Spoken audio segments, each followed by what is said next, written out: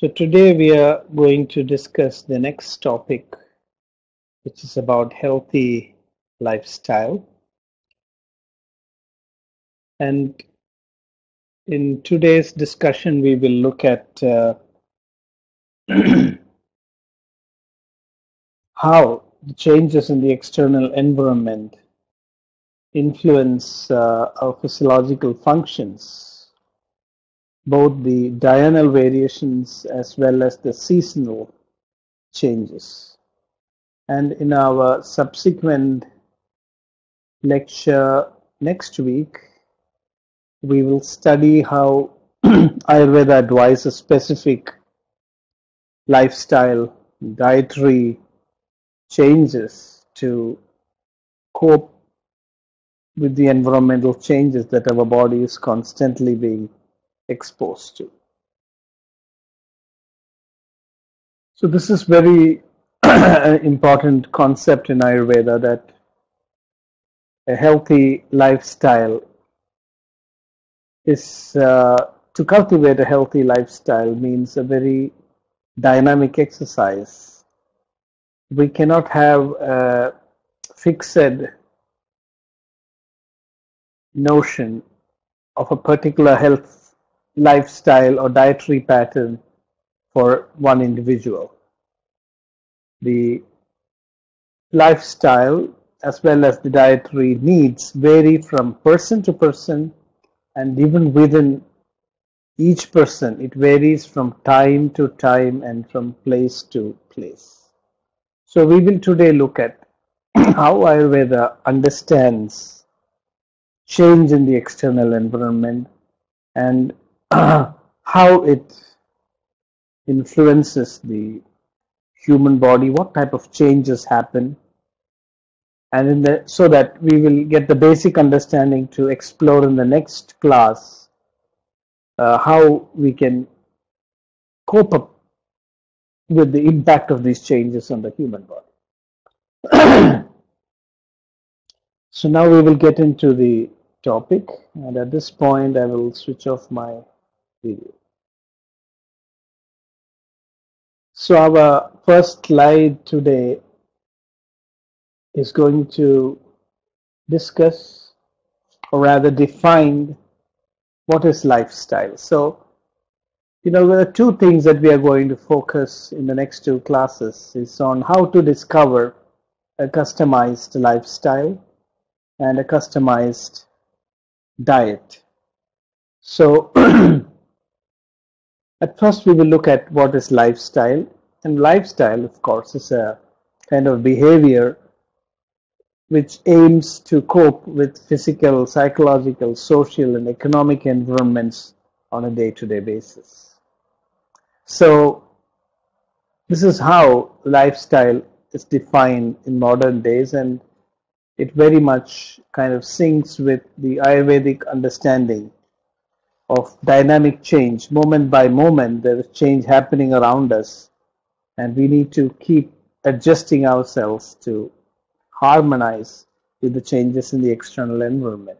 So lifestyle is multi-dimensional. I mean, we have to deal with it at not just the physical level, but also psychological, and other dimensions need to be taken into consideration.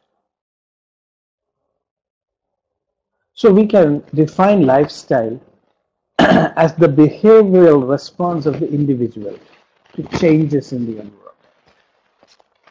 So this is the important thing. Ayurveda advises us to be aware of changes that keep happening in the environment and to understand how it impacts you. So this is the most important point. Before even thinking about lifestyle or what diet we should take, it's very, very crucial that we appreciate what's going on around us. So in the last webinar, I hope you remember, we discussed about constitution, both physical and mental. I hope this is still fresh in your memory, because this is the basis for understanding how the environment affects us. The physical and mental constitution determines the differences in our responses. So I would request you to now please recollect our previous lectures on the physical and mental constitution, the dosha types, the guna types. Are you able to recall?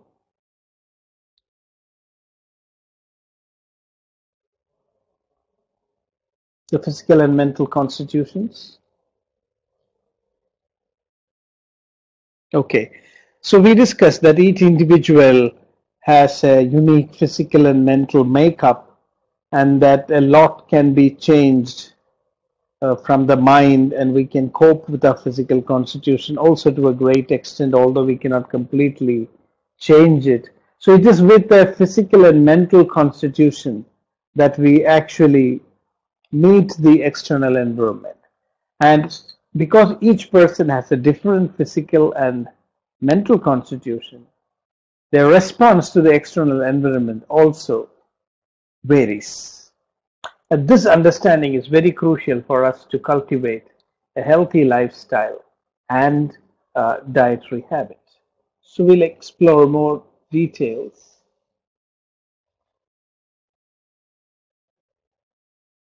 So in Ayurveda, health is even defined from this viewpoint. When the behavioral responses to environmental challenges are appropriate, then only there is health.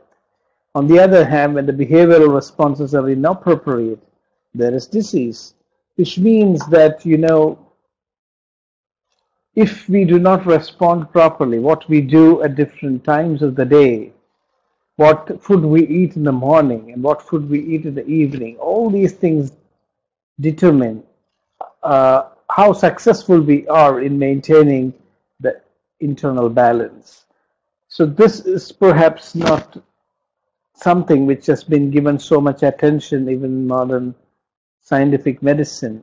But Ayurveda gives a great, deals with this subject in very great detail, trying to understand even how the minor changes in the external environment can bring about shifts in the body's physiology, and what is it that we should do to maintain our internal balance. So that is our theme today. How do we cultivate a healthy lifestyle that can prevent disease and that is fine-tuned according to one's own constitution and the interaction with the external environment?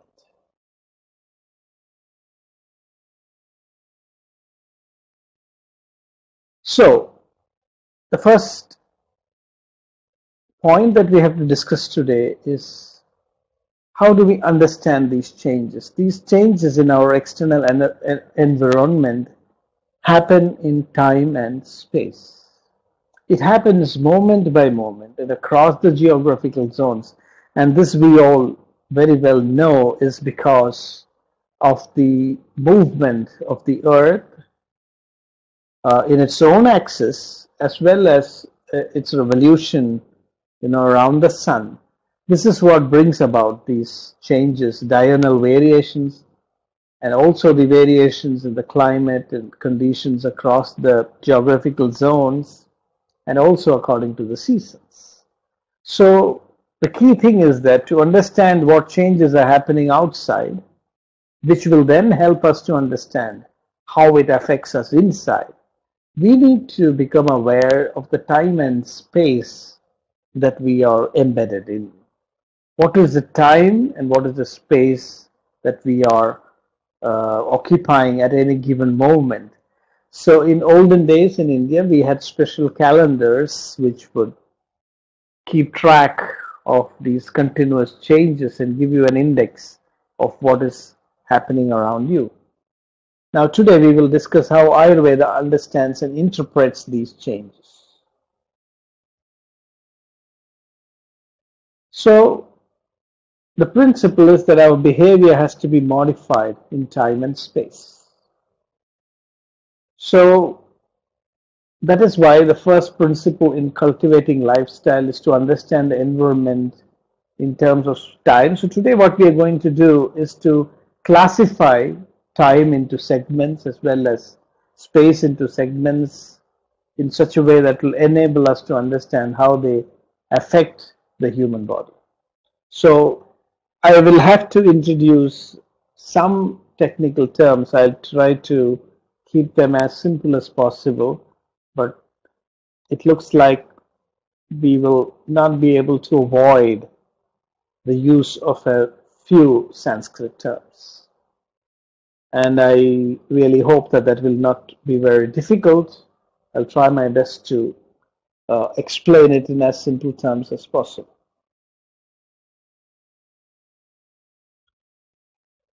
So the two points that we are going to really focus on today is about the diurnal and seasonal variations. So diurnal are the changes that happen around us during the day-night cycle, and seasonal are the changes that happen throughout the year. So these changes, to understand these changes, there are many ways of classifying these phases of time. In Ayurveda, we have used a six-fold division.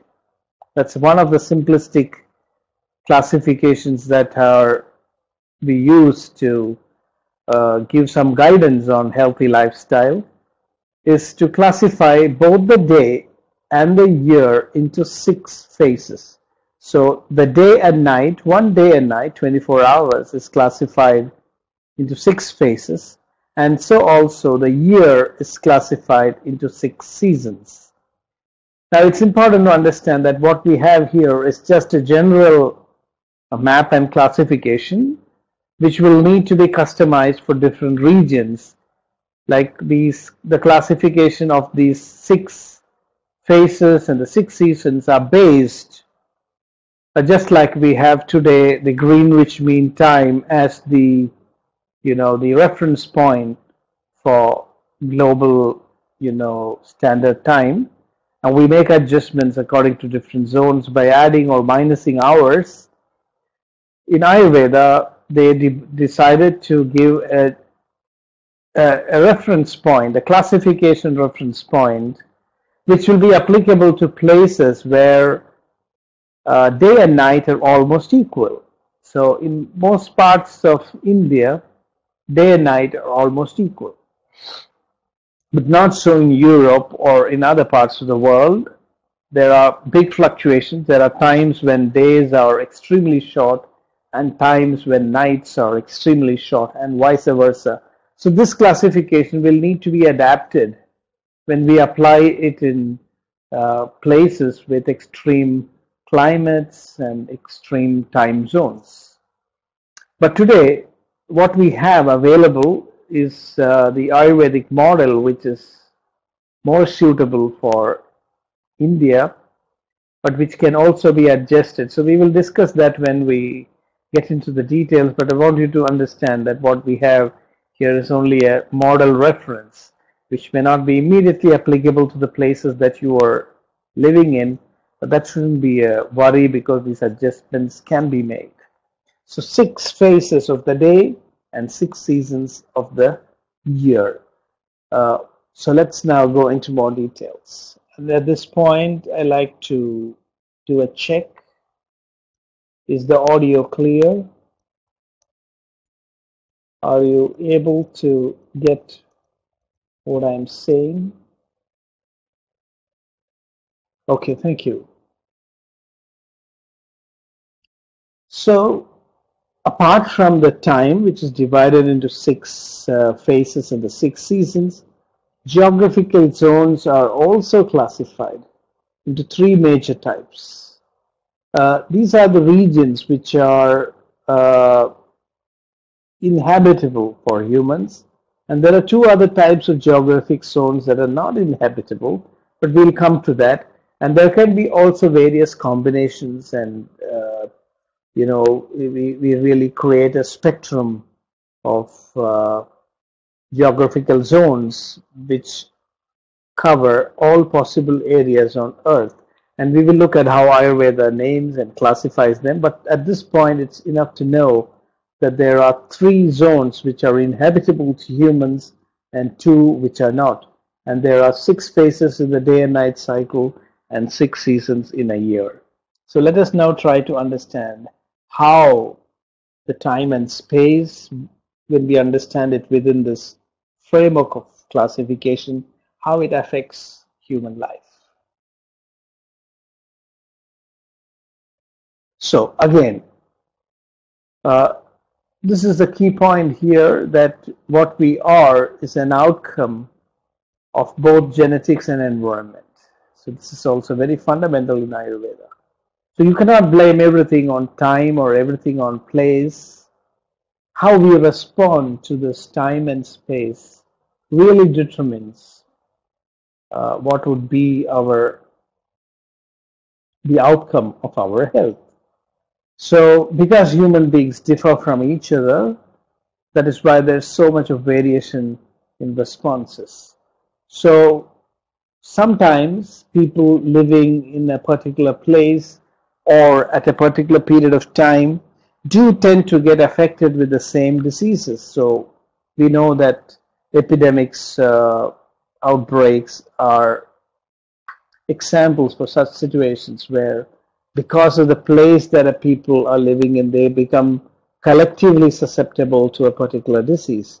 But Ayurveda says that while this is true, on the other hand, it's equally true that people living in the same climate and in the same location can also have very different health profiles.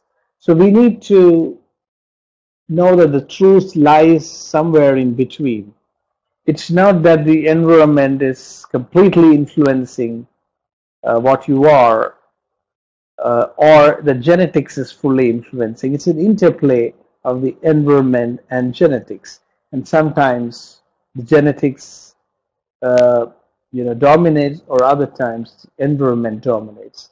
But the good news is that by cultivating our lifestyle and choosing our healthy diet habits, it's possible to work around this challenge and really find a position in each one's life that is most optimal.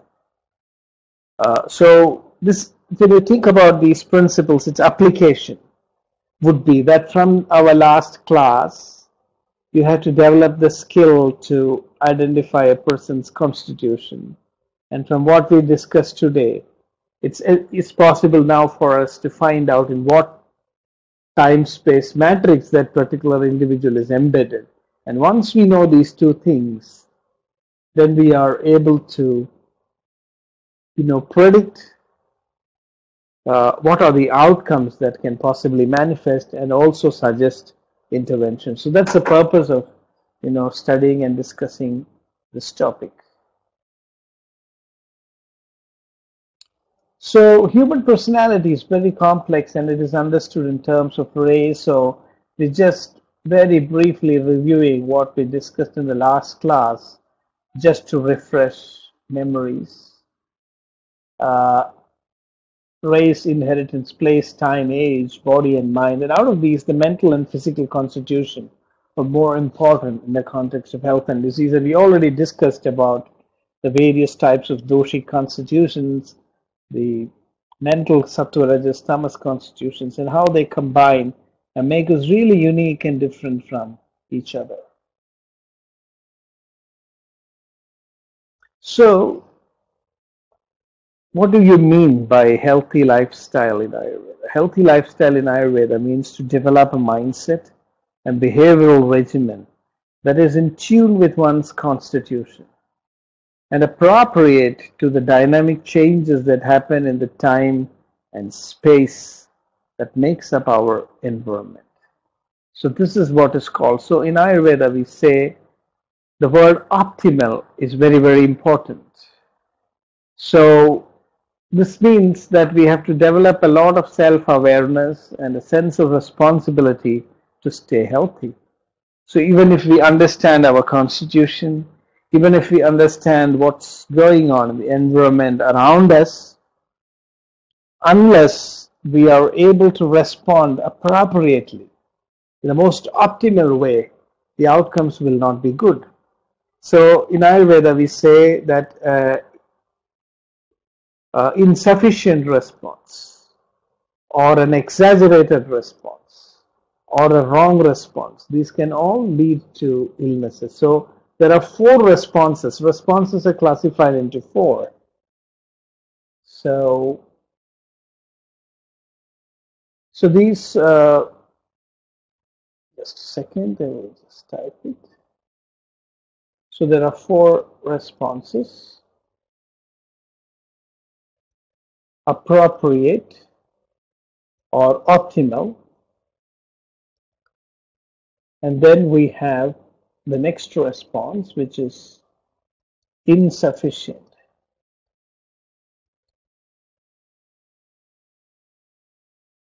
And then we have exaggerated.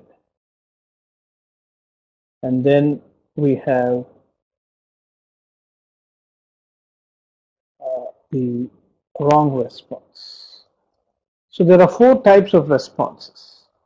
And it's quite a challenge. So I'm just trying to bring your attention to the fact that there's quite a lot of focus that we need to apply to really be able to discover what Ayurveda calls as an appropriate or optimal response. Most of the time, our responses are exaggerated, insufficient, or wrong, and that leads to disease. So which means that there's quite a task. We need to develop what Ayurveda calls as a health culture. So the healthy attitude is something which needs to be nurtured in society. Otherwise, we will not be able to discover a way of life that ensures appropriate or optimal response to the environment. So we will continue. Now I want to give some examples of people, who have been successful in doing this. Because without giving an example, it will not register in our minds that such a way of life is possible. So I want to bring attention to the people of Hunza Valley, which is presently in Pakistan. And I want to point out how they are really living healthy lifestyle, very simple adjustments to the environment around them, and how that takes them really way ahead of modern society in achieving healthier, longer, lengthier, and happier lives. So let me ask a question at this point. Has any one of you heard of the Hunza Valley? Okay, had anybody visited the place? Okay, so this is a very interesting place. There are about at least 5 such pocket areas on Earth that I am aware of, which have been studied by gerontologists who look at aging. These are specialists of aging, and they try to, understand why people living in certain parts of the world are able to age in a healthy manner. They are able to age successfully, and they're also free from many of the serious illnesses that are, a curse in modern society. And they also studied the Hunza Valley. So we have a lesson to learn from the Hunza Valley, which is very close to India. And I would like to say that even the larger section of Indian society have deviated from the Ayurvedic principles of living. And today we find even the health span, lifespan, and old age health have all declined, even in the Indian subcontinent, where Ayurveda has emphasized this way of living. So we have only the Hunza Valley as the nearest example, and I thought that I will discuss a little bit of that before we go into more details of how Ayurveda understands these changes. So this is the Hunza Valley. The people there are very simple. They lead a very simple agricultural life. And interestingly, there is a very beautiful lake in this place, lying at an altitude of 3,100 meters above sea level, and is the highest settlement in the Hunza Valley of Pakistan. This lake is known as the Shimshal Lake, and it seems to be shaped like a heart in this photograph, at least. So, of course, because of these reasons, it does look to be a special place. But what's of more interest to us than these geographical peculiarities is the life of the people living in this region. See, the caption of this slide, it's itself a bit shocking and astonishing, that it's believed that they live to 120 years, give birth at 65, women giving birth at 65, which is a couple of decades after menopause in modern society. And they do not have tumors. I mean, this is quite amazing. So people who have observed and studied the Hunza people say that they are always smiling. They are lively and strong, and they are so youthful, and it's very difficult to judge their age. So these people live actually in the mountains of northern Pakistan, and there are only about 87,000 people in that region, but they live an average of 100 years. And many of them live without experiencing problems until 120 years. It has been observed that these people are rarely sick, do not know what are tumors. They have a very youthful look, and their wives give birth at 65 years. So they are living proof of how diet and lifestyle affect humans. So I wanted to give this example because, really the curse of modern way of living is actually our diet and lifestyle. We don't realize how many years of our life, how many years of not only the length of our life, but also the quality of our life is compromised by the modern unhealthy lifestyles. And when we look at these societies, there's really a big lesson to learn how a well-planned lifestyle and diet completely transforms the trajectory of your lifespan and takes you into old age in such a robust, healthy, and happy manner. These are people, perhaps they're some of the most happiest people on the earth. And we look at some more interesting aspects. Now, these are some of the key points that we learn. They eat only the food that they are growing. And so this means that they eat only foods that are available according to the various seasons. And this is an important principle in Ayurveda, that nature will provide you with what you need in the respective seasons.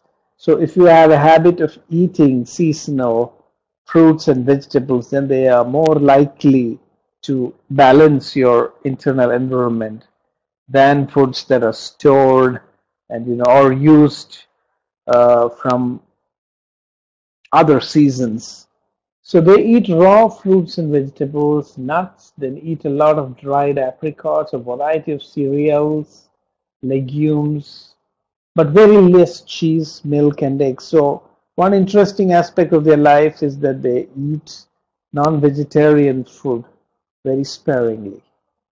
They walk a lot and they eat little. They do not have snacks, but just breakfast and lunch. So for a period between 2 and 4 months, they do not even eat anything. They drink only juice from dried apricots. So this is their tradition since ancient times, that they respect it. And so they consume meat very rarely. They perhaps eat only twice a year, meat only twice a year.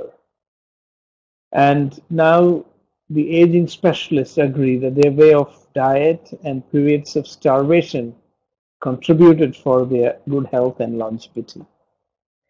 So I want to explain some interesting findings from some studies at this stage. But before that, I would like to again take a pause and ask you a few questions.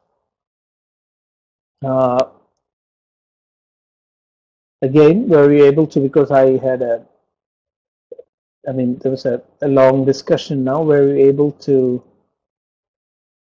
hear me well?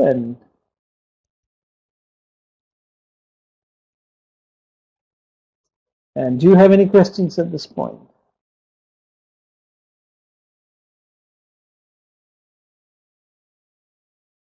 Okay. So I want to, okay, great. So I want to actually point out to a study. You can see that these people, they do not snack in between meals. They have breakfast and lunch only, and there's a lot of fasting time. There was recently a study which was conducted in Australia.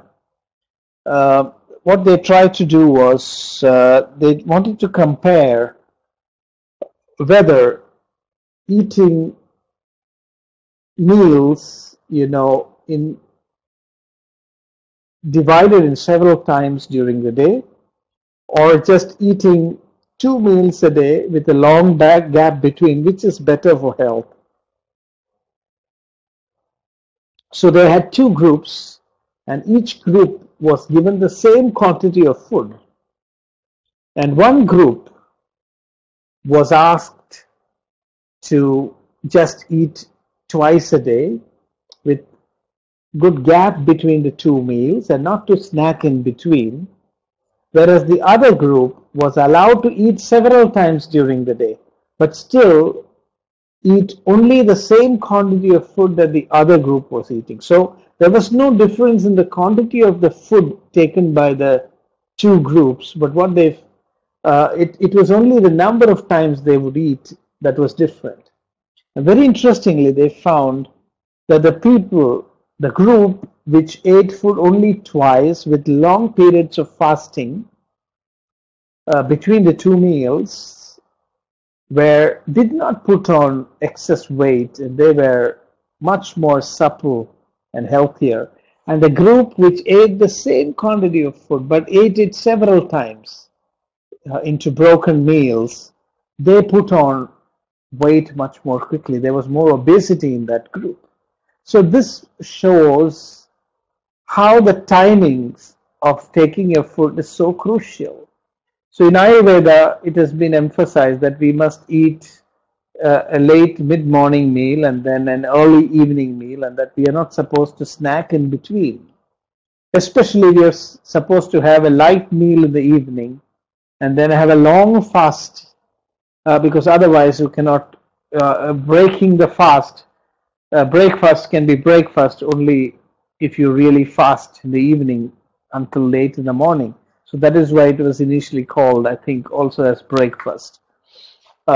So that gap is very, very crucial. They found that people who ate less in the evening but snacked more, had a heavy meal in the morning, they were able to control even their blood sugars. Their blood sugar levels stabilized much faster when they followed this 2 meal a day pattern, whereas people who had meals several times during the day, or those who had a heavy meal in the night, they were finding it more difficult. Their bodies were finding it more difficult to stabilize the glucose and cholesterol levels.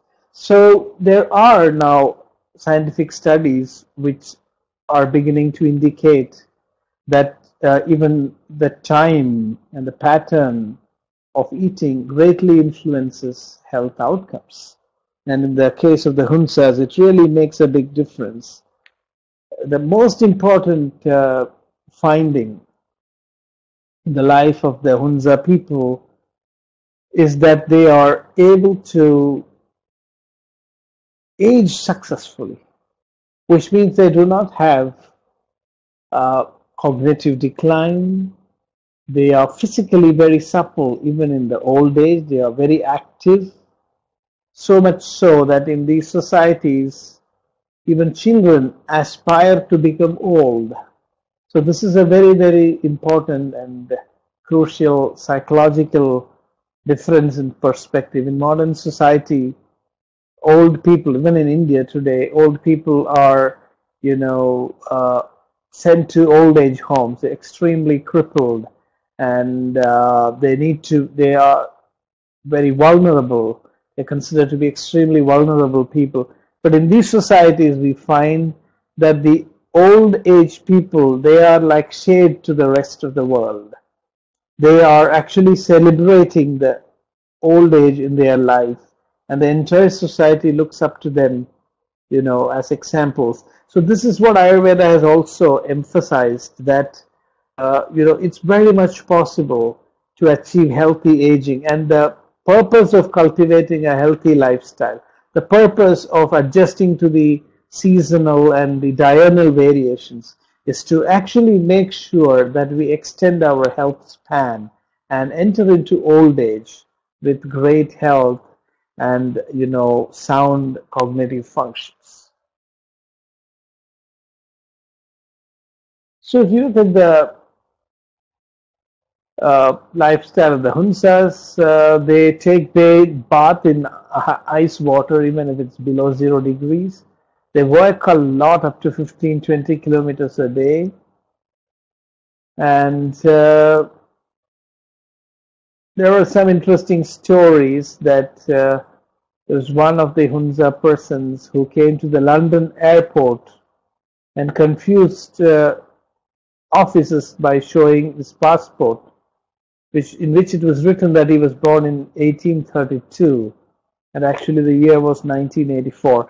So there's also some exaggeration. Some of these people do not even know when they were born because they've been perhaps living for a long time, and in that society they perhaps do not have a very accurate method of documenting births and deaths.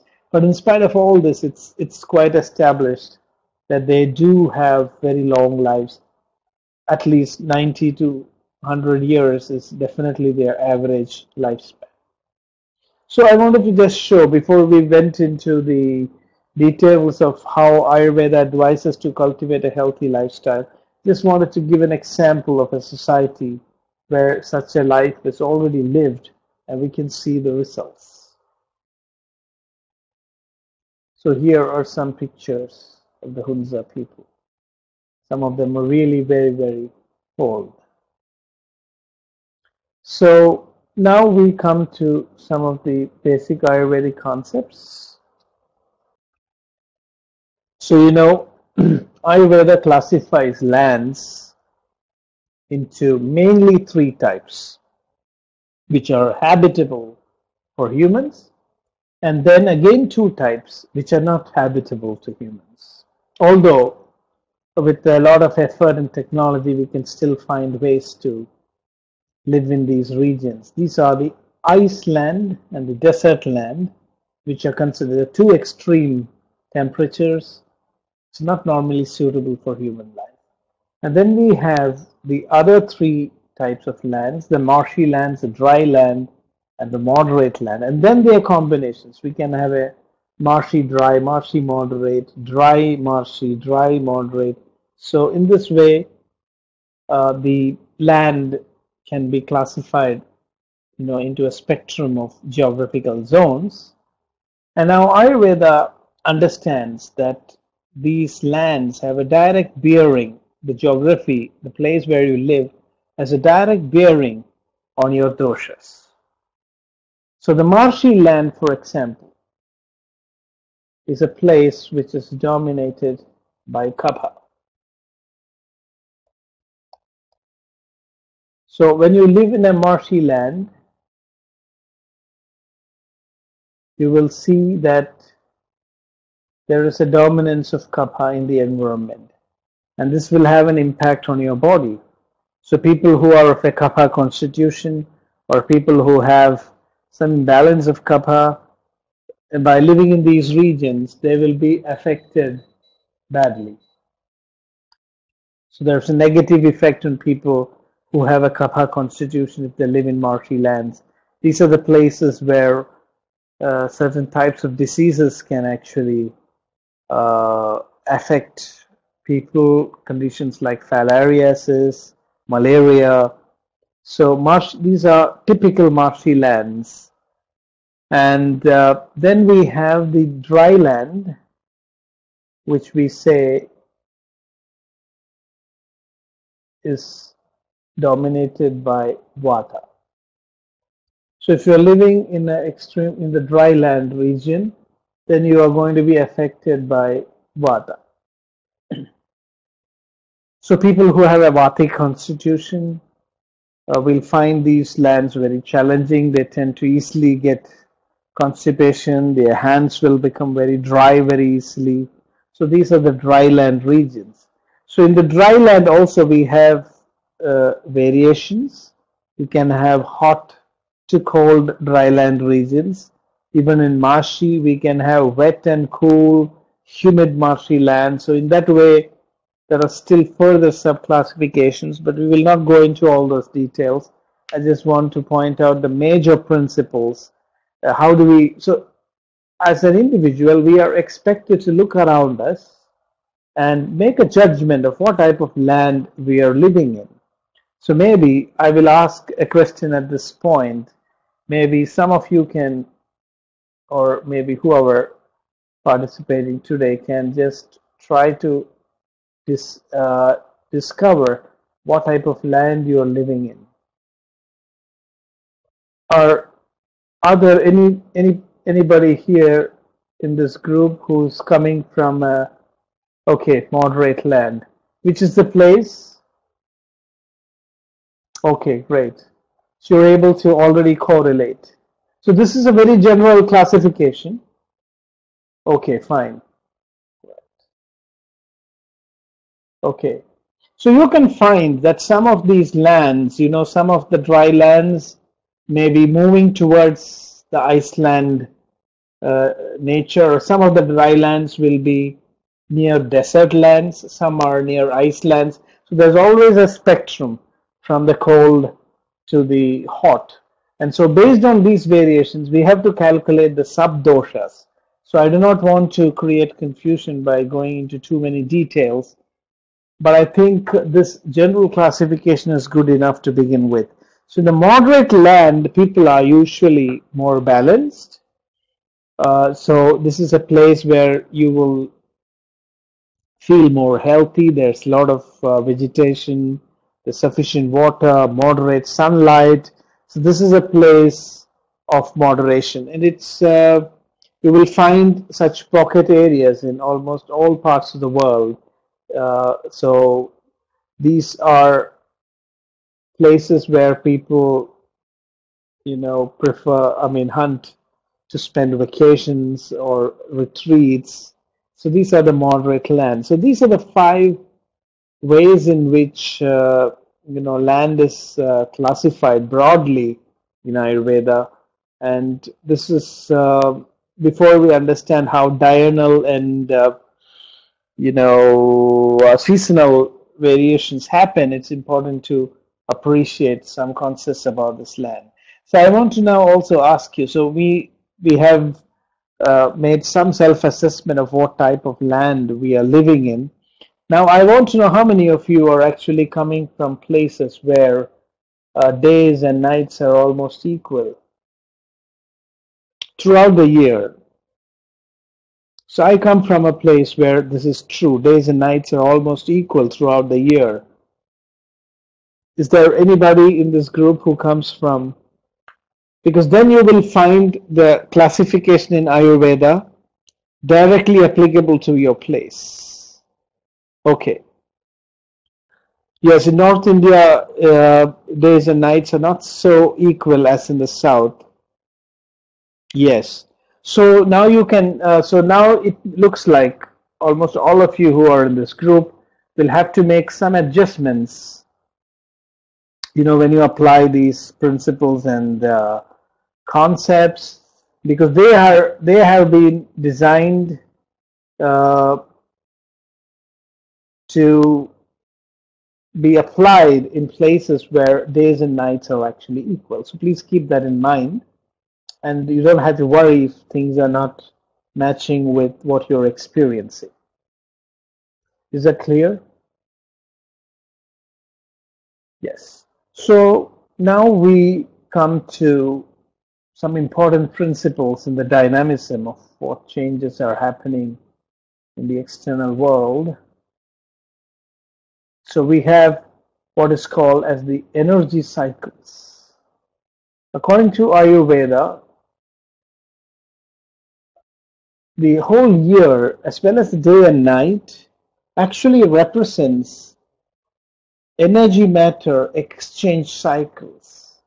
Our human body is continuously alternating between an energy expenditure mode and an energy preservation mode. So here I'm using a couple of Sanskrit terms. The energy expenditure mode is called as adana, which means to take away. Energy is taken away from you in this period. And at the end of this energy expenditure period, the human body is extremely weak. And then, so this is the period. Okay. I'm sorry, there's a small error in the slide. Now, this is just the other way around. Okay, you have to just reverse this. The 6 months of energy expenditure is actually from late winter to summer. So please read this in the reverse. It's a typing error. So energy expenditure is from late winter to summer, and energy preservation is from the time of the rains to winter. So the day, again, is a time of energy expenditure, and night is a time of energy preservation. So these are the alternating cycles. So our human body expresses its functions in these two phases: energy expenditure, energy preservation.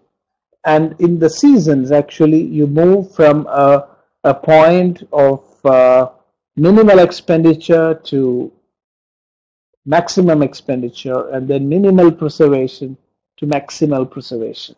So we have to really understand what is our state of energy balance according to the seasons in order to decide what lifestyle and what diet is suitable for us.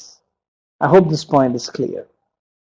So places which are very cold tend to be energy preservation zones, and places which are very hot generally can be considered to be energy expenditure zones. So in a similar way, this is very common sense that daytime is an energy expenditure period and night is energy conservation period. So this is one simple principle. So now we will see how these changes happen during different times of the day and during different seasons. So is this point clear? Is there any question that you would like to ask at this point? Okay. So we go to the next slide. So now how do we understand this energy exchange cycle in Ayurveda? We understand it through the movement of the doshas. So I hope you remember what we discussed about the 3 doshas earlier in terms of energy exchange. It's a good question. Let's go back to the previous slide. This is a continuous cycle. So when I said 6 months, late winter to summer is the end of winter time. The end of winter time is the beginning of Adana. So that is how winter becomes The peak of winter is Visarga. That is the time of complete conservation, the saturation point. I will explain this a little bit more clearly. So the 6 seasons described in Ayurveda are, beginning with rains, then we have autumn, and then we have early winter, then late winter, spring and summer. So out of these, the rains, autumn and early winter represent the period of conservation of energy. Or otherwise, this is called as Visarga, which means when the rains begin, the body shifts from an energy spending to an energy conserving mode. Is this clear? Is this point clear? Yes. So the conservation period actually ends in early winter. So this means 6 months, 2 months of rain, 2 months of autumn, and 2 months of early winter. So by the end of this 6 months, so in the beginning of this period or Visarga period, the body is very weak. Body is weak at the beginning, and it is extremely strong at the end of Visarga.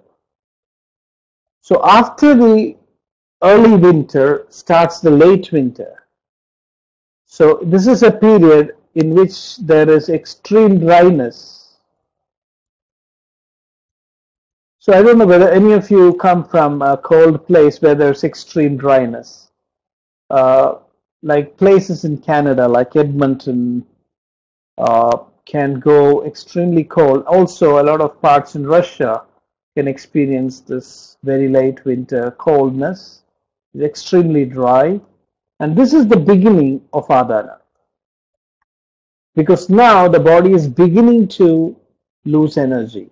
But it is still very strong. So the beginning of Adana is a period in which the body is strong. But the beginning of Visarga is a time when the body is weak.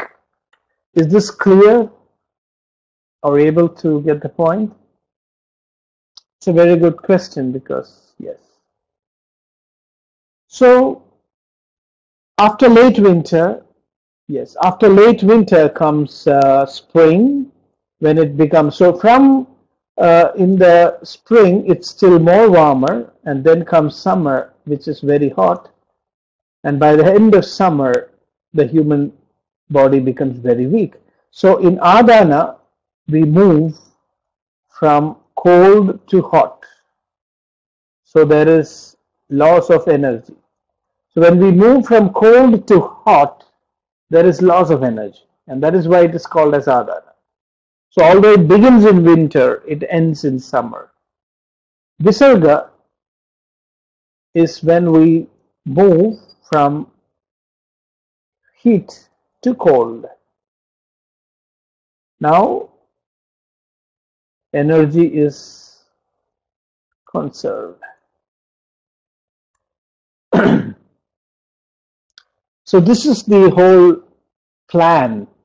This is the reason for, according to Ayurveda, this is the impact of the environmental changes on the human body. We are continuously shifting between 2 modes. The 2 modes of energy expenditure and the 2 modes of energy preservation. And it is an ascending and descending trend. So the body is ascending to energy preservation and descending through energy utilization. And again, it goes up and down, up and down. So this is considered in Ayurveda as the great energy cycles. So the external environment plays a great role in defining and propelling the energy exchange cycles.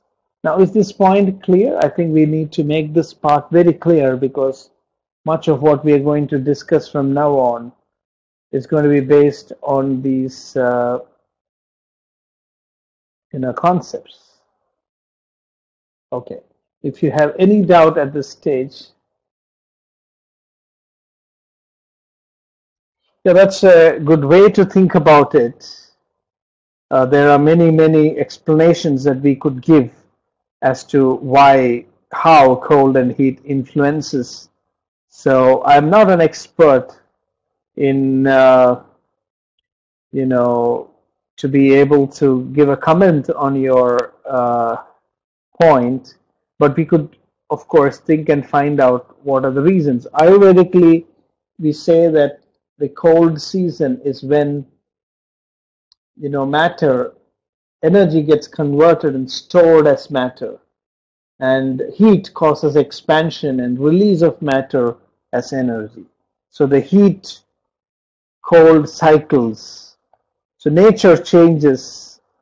What Ayurveda says that these are kind of the switches, the cold and the hot switches, which nature keeps switching on and off. And these switches determine the shifts in our energy cycles. So superconductivity is something you could think about. And there are many other mechanisms that we could think about why this happens. Okay. So any other clarifications, any other specific questions? Because this is really very important for our further discussions. Okay, if there is none, then we will move forward.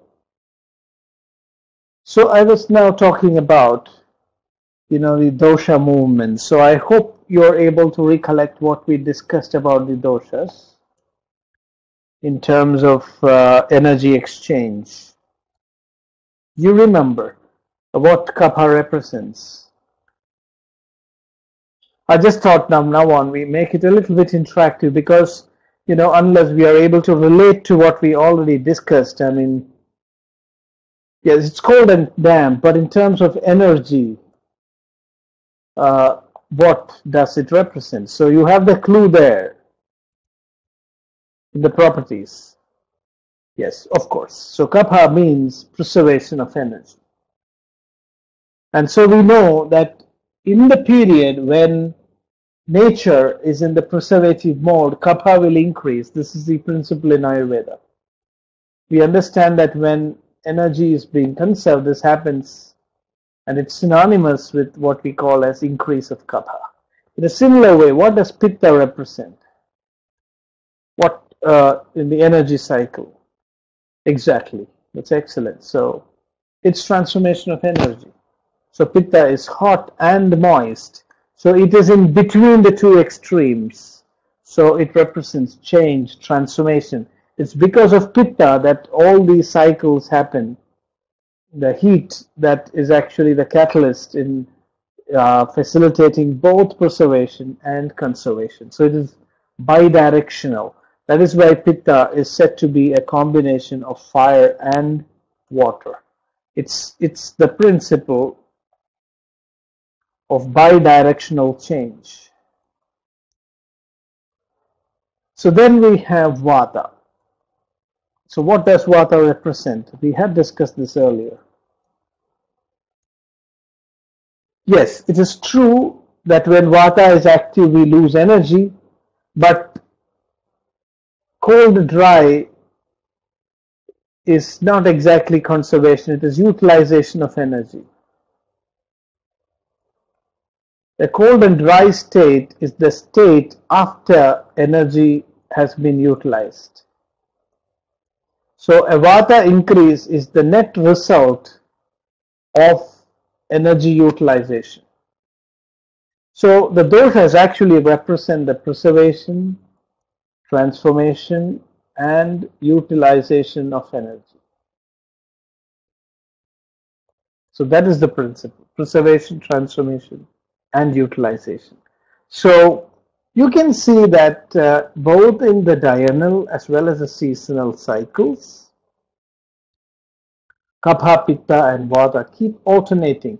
There is a phase of conservation, there is a phase of transformation, and then there is a phase of utilization. So this is happening, cycles within cycles. Every moment, in every second, these three cycles are there. The cycle of Kapha, Pitta and Vata. In every cell, you can see these cycles manifesting. So if you look at the division, cell division, you can see every cell.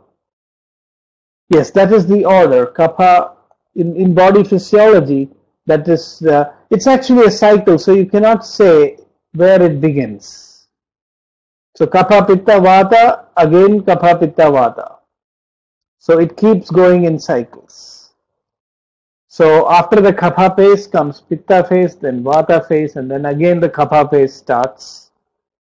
And this continues. Continuously this moves on.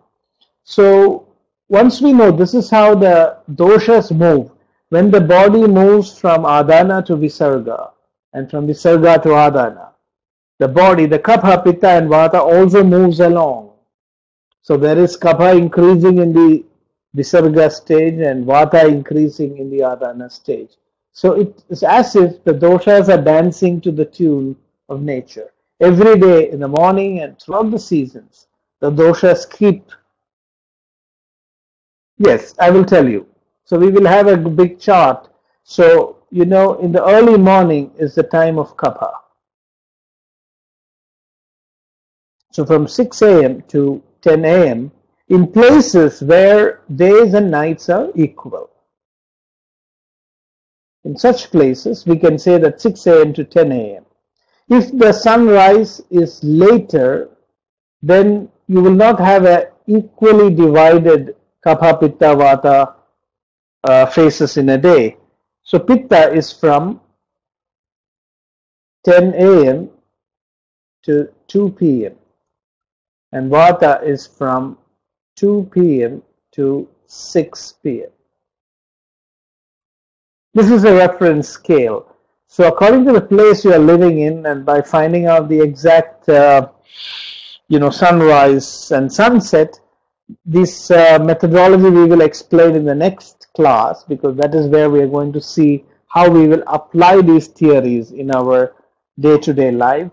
So today I'm just going to introduce these concepts. So is this clear? This is the day cycle of the doshas. So the body goes from Visarga to Adana every day.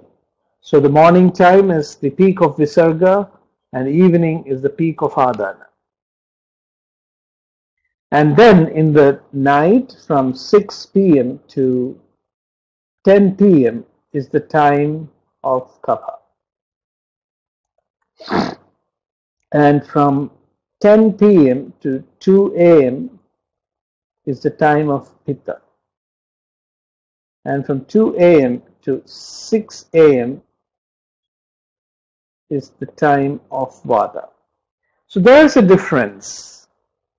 So in the daytime, yes, please question. Please go ahead with your question. That's a very good question. Absolutely not. So I will be discussing this a little later, but I can tell you that this is the time for Pitta to repair your body, not to digest food. So you have to allow Pitta to repair your body during this period. So you should be absolutely sleeping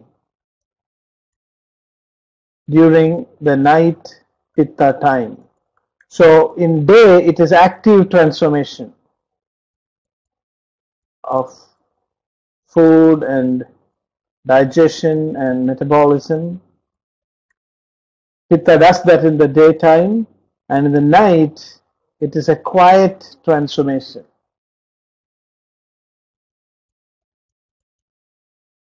which means repairing and cleansing the body. So this is a very important difference. So I'm glad that you asked that question. It's really a very important question. So you can see that, if you do not sleep, so Ayurveda says that before 10, you must go to sleep, because if you wake up, if you are awake after 10, the longer you're awake, the more active you can become. So that is why a lot of people find it very good. They are able to do a lot of work. It's called as burning the midnight oil. So people get into a habit of even sitting late at night and, burning the midnight oil means that if you are awake between 10 and 2, then if you get used to it, then you become very active, and you might even feel hungry at midnight if you're not careful, and then you will eat food, and then it affects your circadian rhythms and all the diurnal rhythms of your body. So it's very important that you sleep before 10 and go into a deep sleep, because otherwise, if you are active during this period, then you will find it very difficult to go to sleep until around, perhaps 2 a.m. in the morning. I don't know if some of you have experienced this. I find that there are a lot of people who get into this dangerous habit of, working around midnight and then sleeping a little early in the morning and then, just collapsing. So in such people, the body's daily mechanism of housekeeping, which is done by Pitta. Pitta does the housekeeping. It is dangerous. We will discuss those points also today. It is dangerous for people who work exactly. The IT professionals, they are extremely stressed up, and so we will understand what that I will come to after our break in a short while. We will try to understand what exactly happens in different times in the night. In fact, I'm going to discuss more about what happens in the night for the body, because then we will better value sleep, and we will advise others also to make sure that they don't deprive themselves of sleep. It's so important to remain healthy. Sleep is one of the foundations of life according to Ayurveda, after food. So this is the big problem. So it's very important for us to understand the cycles of the doshas, and actually these cycles change day, night. Even in digestion, during digestion, the first phase of digestion is kapha, in the second phase is pitta, and in the third phase is vata. Even in our age, in the first phase of our life, we are kapha, second phase is pitta, and in the third stage is vata. So this is a natural cycle that manifests everywhere.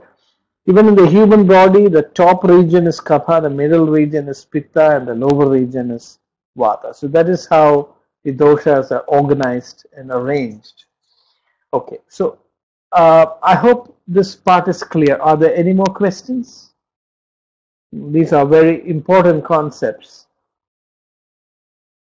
So if there are any clarifications, you could please ask so that we can go forward. Okay, thank you.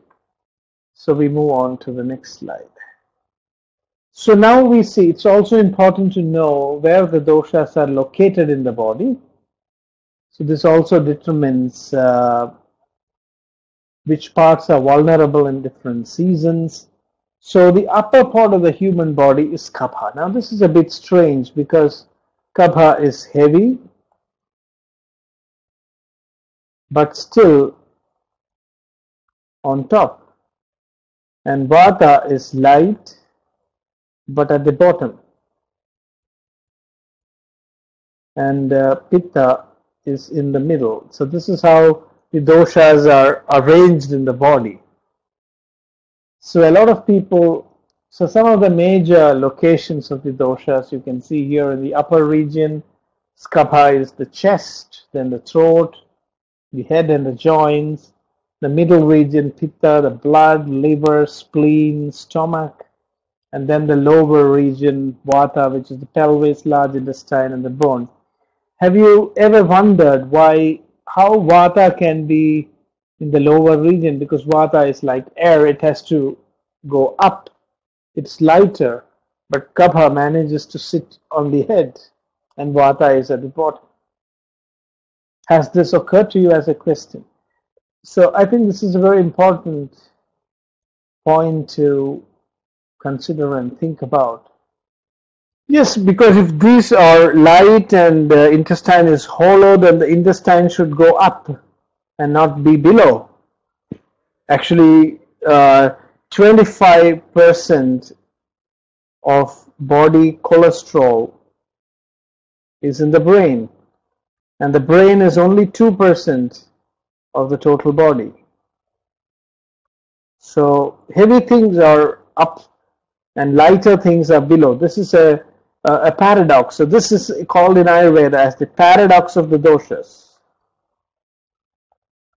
This is the paradox of the doshas. The heavy kabha finds its way on top and vata finds its way below.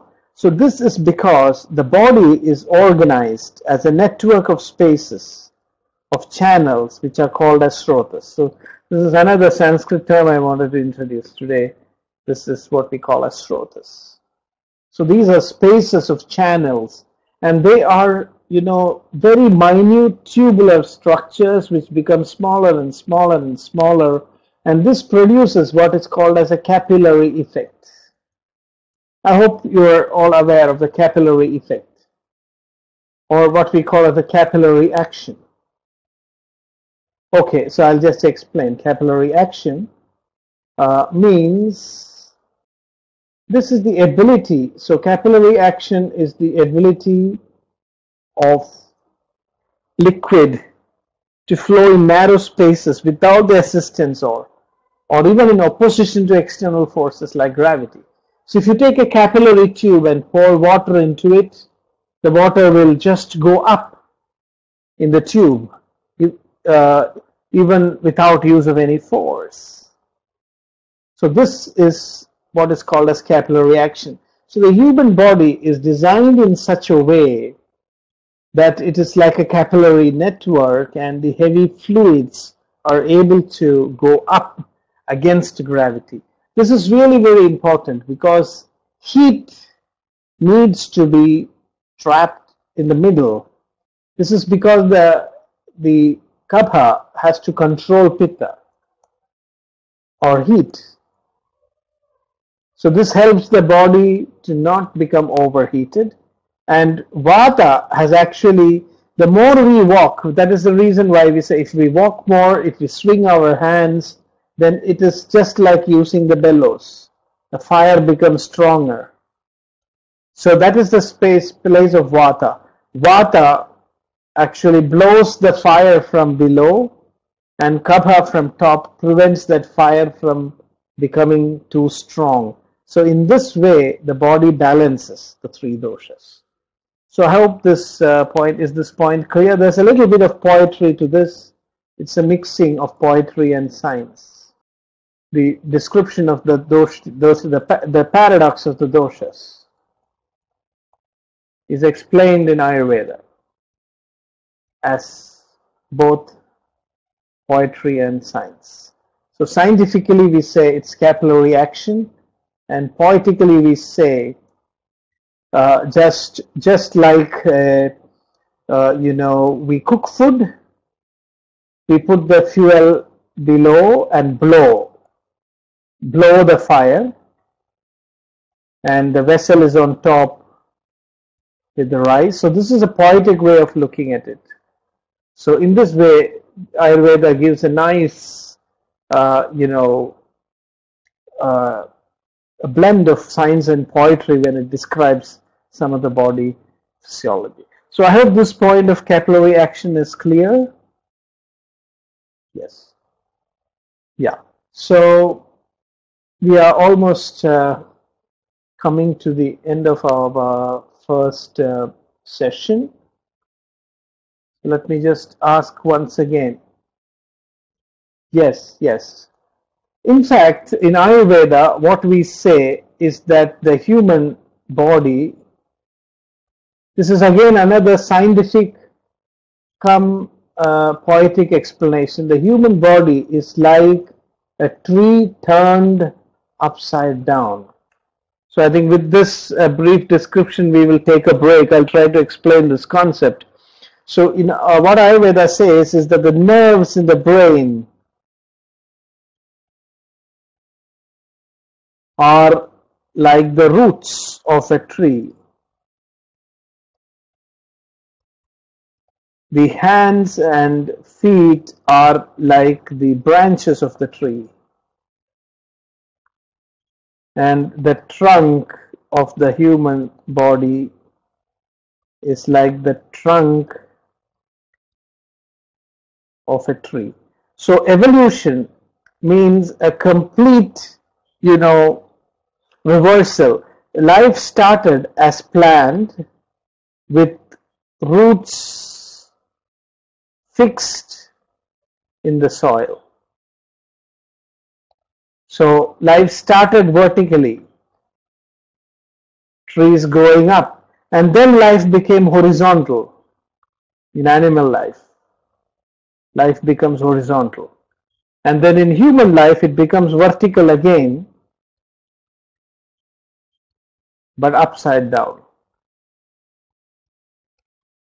The roots up and the hands and feet down, life begins to move all over. And that creativity manifests completely in the human being.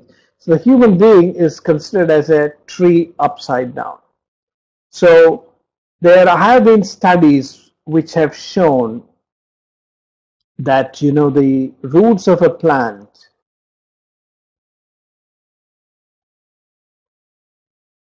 tend to also have functions that are comparable to the nervous system. So there is a very interesting paper which talks about, do plants have brains? I don't know whether you have heard of this study. So what they have said is that these studies have found that they have already found genes in plants that are related to animal genes. Exactly. So this is why I said, in Ayurveda, poetry and science merge together. I found this extremely enchanting, meditative, and deeply insightful. That Ayurveda was written by people who had both sides of their brains fully developed. They were poetic, artistic, scientific, and rational at the same time. So today, they have found that there are genes in plants that are related to animal genes involved in the nervous system. And, these receptors, there are receptors that are comparable to the nervous system, which are found in the root system of the plants. So the Ayurvedic statement that the human body is like, the nervous system of the human body being compared to the roots of the plant is now very well supported by modern biological studies. So this is the vision of the human body, and we just look at some aspects of how the doshas are organized and how the doshas respond to changes in the external environment. And I think that this is time for us to take a short break. We'll come back to this in a short while. So now we're back after the break, and I just typed in another important point to just continue our discussion. Plant glutamate receptors are seen very specific to the roots. These are receptors that are very similar to what is found in the animal nervous systems. And these are very specifically found in the roots. So the very location that some scientists find most suggestive of a plant nervous system. So with that, I think we can close this discussion about the human being being a tree turned upside down. So let's now move on. So if you look at the dosha cycle in a day, as I was mentioning earlier, it's kapha, pitta, vata, kapha, pitta, vata. And early morning corresponds to the spring season. The noon time corresponds to summer, evening to early rain, the beginning of night to the rainy season, midnight is autumn, and then the last part of the night is compared to winter. These are just approximate correlations to show that the diurnal cycles are actually embedded in the larger seasonal cycles. I hope you got this point. You know, the changes that happen in the human body are visualized as cycles within cycles, which means small cycles in bigger cycles in bigger cycles. So even if you take one moment can be divided into adana and visarga. And there will be a kapha, pitta, and vata phase, followed by again kapha, pitta, and vata. I hope this point is clear. So even if you break down in time the human body into extremely small divisions of time, you will again see in those smaller divisions of time, you can still find these cycles. So here, this purpose of comparing diurnal with seasonal cycles are that diurnal cycles are circumscribed within larger seasonal cycles, which means the diurnal cycle is also a miniature repetition of the larger seasonal cycles. Is this point clear? So what I mean is, like, for example, early morning is considered to be spring because this is when we see flowers all fresh and bright. So the morning is therefore compared to the spring season. And by afternoon, the flowers fade away, and so this is called as the summer. And in the evenings, again, they begin to wake up a little bit. The plants begin to wake up a little bit, so it's called as comparable to early rain. So this is the cycles within cycles. So it's important to understand that the doshas are, while we looked at the tridoshic cycle, which is kapha, pitta, and vata, we must also now look at cycles of each dosha. Each dosha goes through cycles. So these cycles are cycles of increase, derangement, and normalization. So this is called as chaya, prakopa, and prashamas. So these represent the fluctuation of the doshic cycles. So doshas, because of the change in the diurnal and seasonal variations, doshas will show an increase. And then they will reach the point of derangement. But at this point, if we are following proper lifestyle and diet, the doshas will come back to normalization. So increased derangement, normalization. This is what happens in the human body day and night. Each dosha has its own period of increased derangement and normalization. And if we do not follow the lifestyle and the dietary changes, then what happens is the deranged dosha does not normalize. Please note this point. This is the beginning of disease. So in the seasonal, in the diurnal cycle, whenever we deviate from healthy lifestyle, a healthy diet, and prevents the deranged dosha from becoming normal again, then we are sowing the seeds of disease. Is this point clear? What I meant to say is that we cannot prevent doshas from increasing. Doshas will increase. Doshas will show a tendency to derange. These two things cannot be avoided because these are dependent on environmental changes over which we do not have any control. So we cannot prevent doshas from increasing. We cannot prevent doshas from reaching the point of derangement. The only thing that we can do is facilitate the body to normalize the doshas, and that is where healthy lifestyle comes into play. So we'll just look at some of these dosha cycles.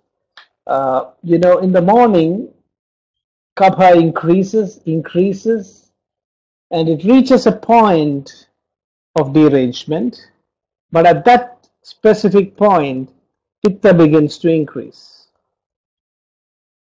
So when pitta begins to increase, kapha begins to decrease. So each dosha helps to balance the other dosha.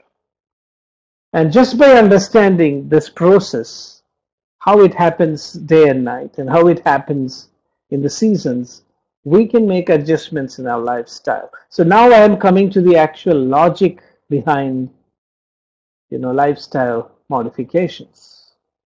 So is this point clear? Yeah, derangement is not a good translation. Actually, the word prakopa means, that the dosha is getting angry, which means it's at the point on the verge of disturbance, but not actually disturbed. This is important to understand. So maybe I should change the translation. Derangement. Instead of derangement, we can say the point of disturbance. Is that a little bit more clear now? Because doshas increase, and when they reach the brim, we say it is kopa. It's like, you're pouring water into a vessel, and when it reaches the brim, if one more drop goes inside, then it will overflow. So at that point, we call it as prakopa. So immediately, we have to prevent any further aggravation. And when we prevent that, then we say the doshas normalize because it doesn't overflow. So body has its own, regulatory mechanisms which prevent any particular dosha from going beyond, that limit of prakopa. So I hope this point is clear. So it's a good question. Derangement, what I mean by derangement is still not a disorder. It is only a tendency. So it's a good question. I hope this point is clear. Okay. So we move forward. So now we go into a little bit more details of these classifications. Day and night are divided into 4 phases of 4 hours each. Into phases of 4 hours each. So there are 6 such phases. And now I have to give you some Sanskrit terms. So each division of day and night is called as a yama. Y-A-A-M-A, yama. Is it a difficult word? I hope you're able to pronounce this word yama.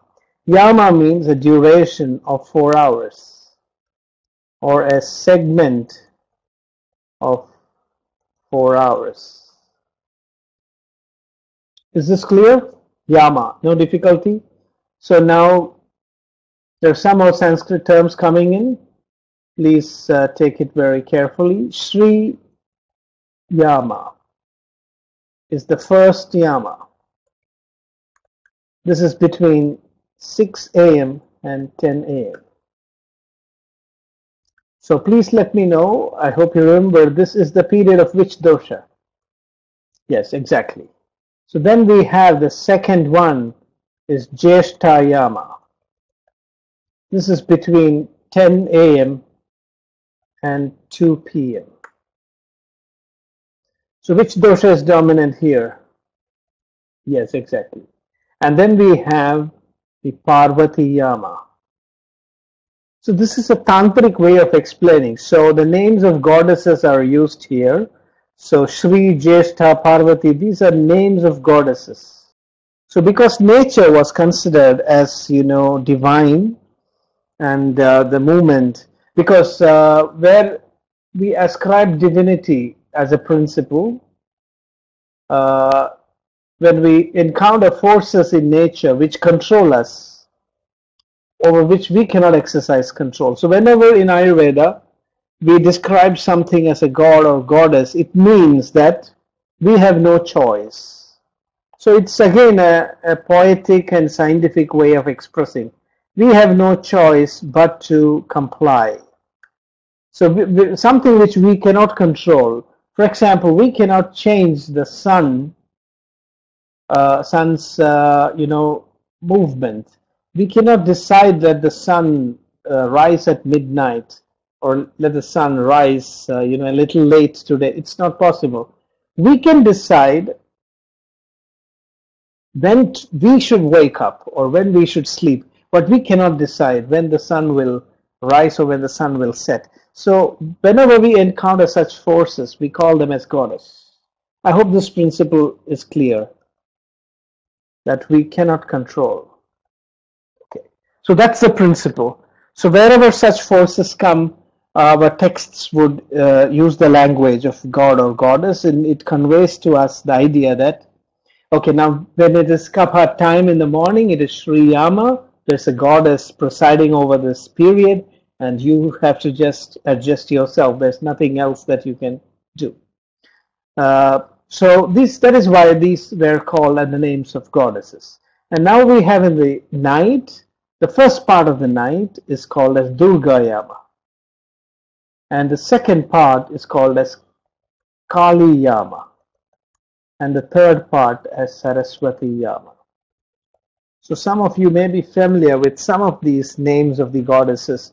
Saraswati is the goddess of learning, and Kali is the goddess, or the goddess of destruction and transformation. And Durga is the goddess of war. So these are, I will now explain also how these images of these goddesses help us to get some deeper insight into the nature of these times. We'll come to that. But I would like to first of all know whether these names are too confusing or whether you're able to relate to these names. Sri Yama, Jyeshtha Yama, Parvati Yama, Durga Yama, Kali Yama, and Saraswati Yama. Anybody finding these terms very difficult? Any difficulty with these terms? Okay, Jyeshtha means elder.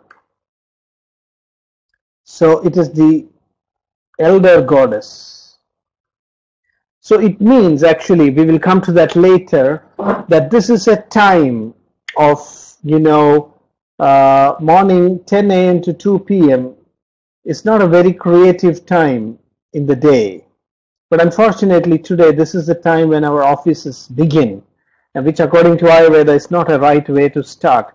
We will come back to that later. But the meaning of Jyeshtha means the elder one. And here it indicates a little decline, in the age, and the time being not conducive for extremely youthful or creative work.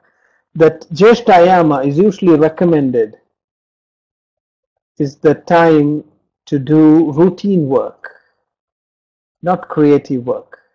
So this is not, yes, it is there in the Shri Sukta. It is there in a mantra. The word Jyeshta in Sanskrit means elder.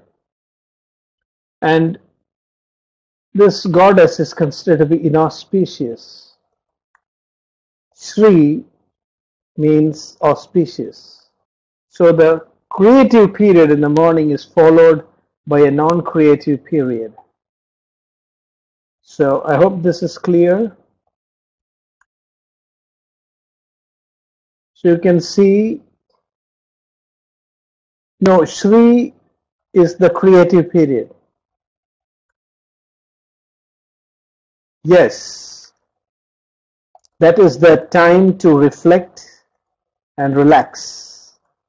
It is the period of recreation, Parvati.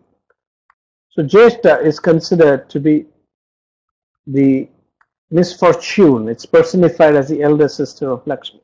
So here, I will come back to this, but I hope these names are okay. You're okay with the names, because these are Sanskrit terms, and also some religious, connotations. But of course, they are used in Ayurveda, not in a religious way, but more in terms of describing the nature. They're used as metaphors to explain the nature of time. So I was just asking this question just to get a reassurance again that it's not very difficult for you to relate to these terms. So now is a picture where you can see the images of these goddesses and the division of the day and night into these 6 yamas. Is the chart visible? Visible and readable? Okay. So you can see here what is more important. The pictures are, of course, they are very artistic, but more than that, as you can see, that Sri Yama is a time when Sattva Guna. I hope we remember the 3 gunas: Sattva, Rajas, and Tamas. Sattva means pure awareness. Rajas means, disturbance in the mind. And Tamas means lack of awareness. So our attention span is the highest when Sattva is more dominating. So that's in the morning, we have Sattva and Kapha. And in the mid-morning to afternoon, we have Rajas and Pitta. That's the most disturbing period. When Rajas and Pitta come together, there is so much of delusion in your mind. So misfortune is because you cannot take very good decisions during Jyeshtayama. So there was a study, a management group did a study to see if there's a difference, in the habits of people who take important decisions early in the morning to people who take important decisions later in the morning. So they did a comparative study, and they found that the people who took creative and important decisions in Sri Yama, they were more successful than the people who took important decisions in the Jyeshtayama. So this is a very, very important difference. If you want your life to be more successful, if you want your creative work to find better expression, then you must become more active in Sri Yama and not in Jyeshtayama. Jyeshtayama is because there is so much of Rajas and Pitta, your thinking will be clouded. It's like when you have taken some alcohol and your mind is clouded, you cannot take proper decisions. You cannot drive properly when you are under the influence of the alcohol. So the Rajas Pitta, when your mind is overpowered by Rajas and Pitta, that's not the right time to take very important decisions. So in ancient India, people did their work. This was the period when they did their work for wealth creation, for creativity. It was always from 6 to 10 in the morning. And by this time, the major activities of the day would be over. And 10 to this second period was done only for routine activities. a routine activity which did not require creative thinking. No, because you can see in Durga Yama there is tamas. So there are only two yamas which are good for decision making, and that is Saraswati Yama and Shri Yama. Saraswati Yama is actually very good for education, and Sri Yama is good for, business, creativity, etc. But you can do both in both these yamas. You can learn also in the Sri Yama, and you can also work in the Sri Yama. Similarly, also Saraswati Yama. But Saraswati Yama, the period when there is sattva, there is full awareness, that is when you should take serious decisions. So if you want to take some important decision about something, it's better to avoid doing it in any of these periods. You have to wait when your mind is clear, when your sattva is dominating. So these are the 8 hours in the day which are most good for taking serious decisions. A mirror image from? Yes, it is almost like a mirror image.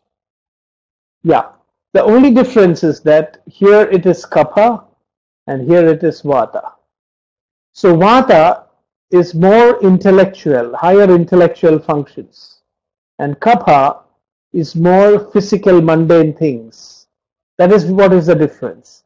So that is why in the vata period, when vata is associated with sattva, vata with sattva is intellectual. Kapha with sattva is physically creative. So that's the difference. So it's not exactly mirror image, but there are similarities. So I hope this point is clear. Is this clear? Okay. So we will keep coming back to this slide because much of our discussion today is going to be centered around this classification. But for the moment, we will go on to the next slide. So Saraswati Yama is the time when you can wake up. This is the time when you have to do body cleansing. So actually we say that 4 a.m., which is the middle of the Saraswati Yama, and this point is called as Brahma Muhurta. Brahma Muhurta means actually the moment of expansion. So Brahma means to expand, and Muhurta means moment. So the moment of expansion. So this is considered in the whole day and night cycle the point where if you want to evolve mentally, if you want intellectual development, then you should be up and active at that time and engaging in mental activities. And then your mind can expand to the maximum. So that is Saraswati Yama. And then we have the Shri Yama. This is the time for wealth creation through one's profession. This is the time when you can eat food and do creative work. So by 10 a.m., so by 6 to, so this was a very interesting way of, a daily routine where your people are very active early in the morning, and by 10 o'clock they are done with all their creative work, both physical and mental. And then Jyeshtha Yama is the type when you can do routine activities, repetitive work, which doesn't demand too much of intellectual, involvement. But unfortunately, we can see that today it is in Jyeshtha Yama that most offices open their work. And according to Ayurveda, this is not a good way to use your resources to the maximum potential.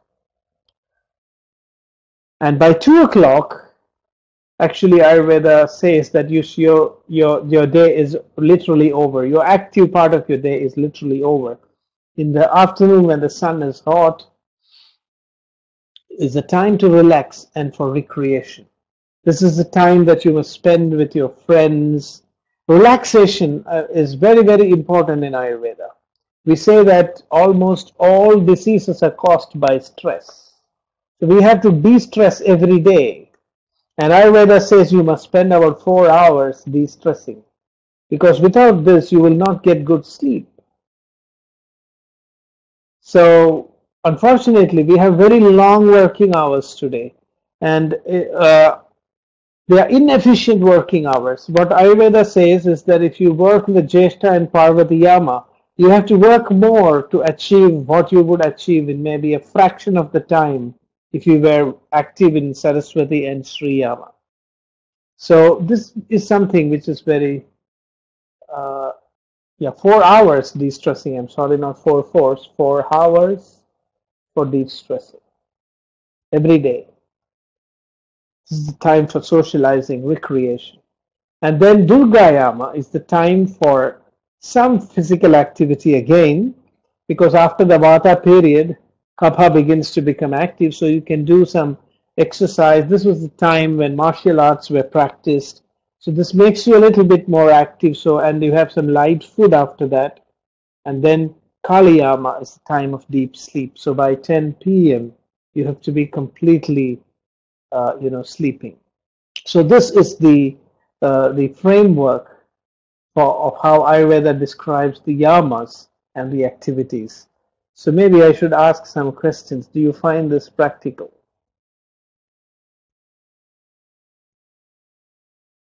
The yamas may differ from place to place. In some places, there are the yamas are not equal.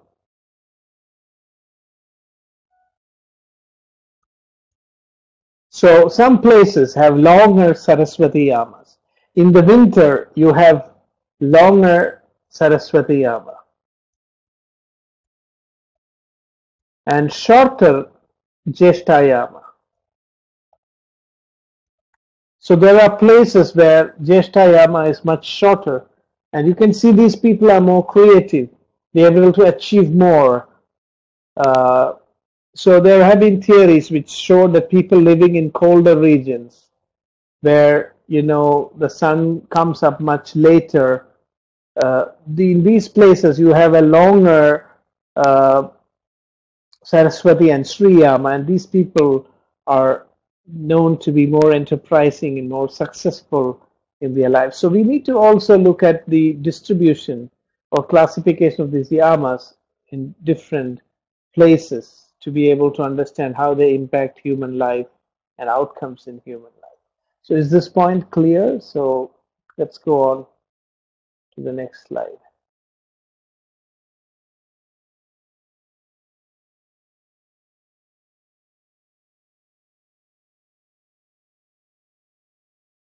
Yes, I think so too, because if people follow these cycles with more care, I think they will be more cool-headed, take better decisions, and a lot of friction and violence in society can be avoided.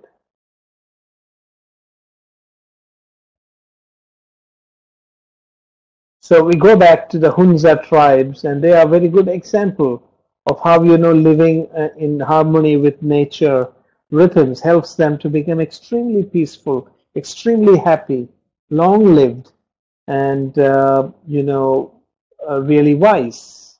So this is really an important point.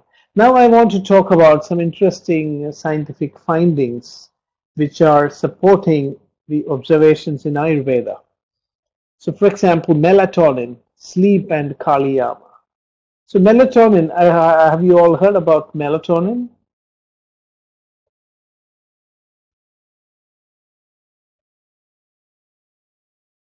Yes. So melatonin is a natural hormone which is made by the pineal gland in the human body. And this is a pea-sized gland located just about the middle of the brain. And during the daytime, the pineal gland is inactive. But when the sun goes down, so which means that this is a light-sensitive gland. So when the sun goes down, the pineal gland is turned on by the suprachiasmatic nucleus. So let's forget about that, which is an area of the brain, the chiasmatic nucleus, and the active pineal gland begins to produce melatonin, which is released into the blood. So this usually happens around 9 p.m. So 9 p.m. in the night is when melatonin production begins. And as a result, blood levels of melatonin will begin to rise sharply, and you begin to feel less alert, and sleep becomes more inviting.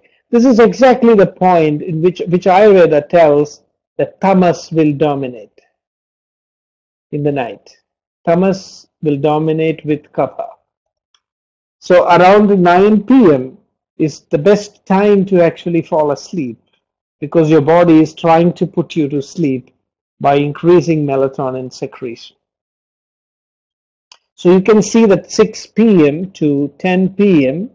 is the Durgayama, the period of Kapha and Tamas. And this is the period. So you can see towards the end of the Durgayama, the Tamas becomes extremely dominant according to Ayurveda. And but that's matching exactly with modern scientific observations. At around 9 p.m. melatonin increases. We begin to lose alertness, which is a sign of tamas, and we fall asleep. But if we are exposed to too much of light, even artificial light, then this can interfere with the melatonin secretion, and this might put us to trouble in falling asleep. And also if you are extremely stressed out, so which is why the Parvatiyama is so important. If you don't de-stress in the evening and then recreate yourself during Durgayama, then it's very difficult for you to be easily fall asleep. So insomnia is also becoming a big problem today. People are not able to fall asleep. So now there are more interesting findings. The melatonin is known as the dark hormone. The melatonin levels stay it's called as dark hormone because it comes in the night. It's dark. And it remains in the body for about 12 hours before the light of a new day. When they fall back to daytime levels by around 9 a.m., melatonin are barely detectable, and it recedes and it's completely disappeared. So that 9 a.m. in the morning is also the peak time of sattva. Sattva already begins to increase in the early morning, but it reaches its peak point 9 a.m. and the peak point of tamas is at the 9 p.m. in the night. So this is also an interesting correlation. Is this point clear?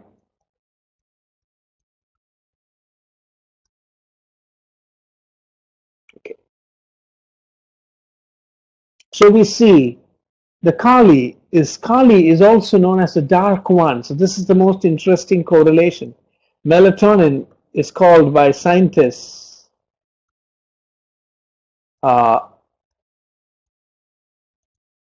as dark hormone, and the word Kali means the dark goddess.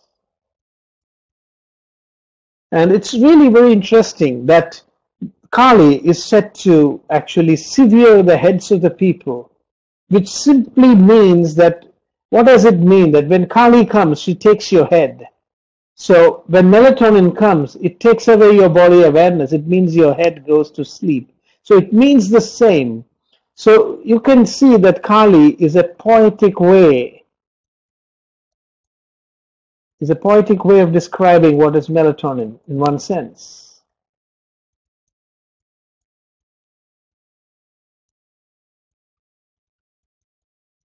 So this is what I meant, that Ayurveda expresses science through poetry, and that even when it uses these imageries, it's actually describing things that are happening inside the body. So we can maybe just go and look back at Kali.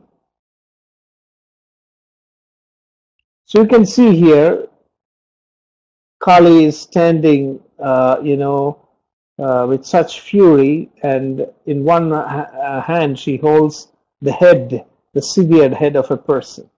So severing the head here represents loss of awareness. And we are almost like people with no heads when we sleep. So this is the correlation which we see today, that the time of melatonin corresponding to the beginning of the Kaliyama. So is that clear?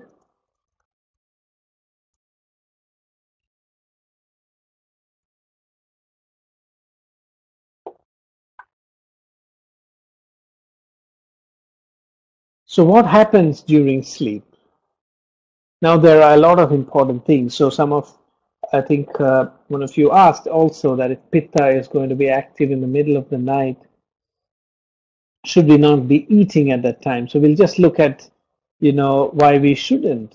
So we spend about 1/3 of our lives asleep. But we are not aware of what's happening inside our body. But the body is very active in a different way. When we rest at night, so many things happen. The body undergoes tremendously big repair and detoxification. And you have to really allow this to happen every night if you really want to remain healthy and live a long life. So poor sleep patterns are linked to poor health. And those who sleep less than 6 hours a night have a shorter life expectancy. This is a very, very important point. So there was a time when life expectancy was threatened by bacteria, infections, and maybe other deadly diseases. But today, life expectancy is being threatened just because people cannot sleep well. So sleep has such a profound effect on all aspects of our well-being. So let's look at some of the key things. During our waking hours, the body burns oxygen and food to provide energy. So this is known as a catabolic state. So in fact, we have a translation. Adana means, in modern terms, we can say that this is what is today called as catabolic state. So in which more energy is spent than conserved, using of the body's resources. So this is straight from a physiology book. Which is almost like a translation of the Ayurvedic concept of Adana. So in this state, there are stimulating hormones, just as adrenaline and natural corticosteroids, which are very dominant in the catabolic state. But when we move into an anabolic state, so Visarga, we can say, in modern terms, Visarga means anabolic state. So this idea of Adana and Visarga is also understood in modern physiology, but maybe not so much emphasized as to become the basis of modification of lifestyle. So when we go into an anabolic state in which energy conservation, repair, and growth take over, the levels of adrenaline and corticosteroids drop, and the body starts to produce the human growth hormone. So this is a big shift that keeps happening. We earlier discussed about the shifts during the day and the night, and this is how it is being understood scientifically today. So during sleep, a lot of repair happens, and this protein, human growth hormone, promotes the growth, maintenance, and repair of muscles and bones by facilitating the use of amino acids. And every tissue in the body is renewed faster during sleep than at any time when awake. So very important point to remember, that sleeping itself is medicine, and this is very clearly emphasized in Ayurveda, that sleep is as effective as medicine. So now I want to point out some very, very important findings, that if you have an infection, research suggests that sleeping more when fighting infectious diseases will aid recovery. So this is mentioned in Ayurveda, that when you sleep, what happens is that your ojas increases. And ojas in Ayurveda, it represents immunity. So when immunity increases, it's possible for the body to fight infections more effectively. So when we sleep, certain proteins are produced more effectively inside the body, and therefore it can resist infection.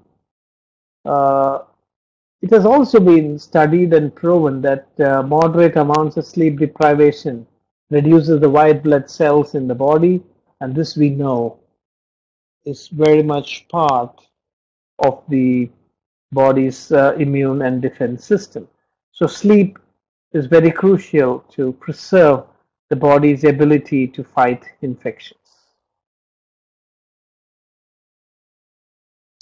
And then it's really very frightening to think about this, that sleep and cancer are also very much, related. So a cancer killer, this is called the tumor necrosis factor. Have you heard of tumor necrosis factor? So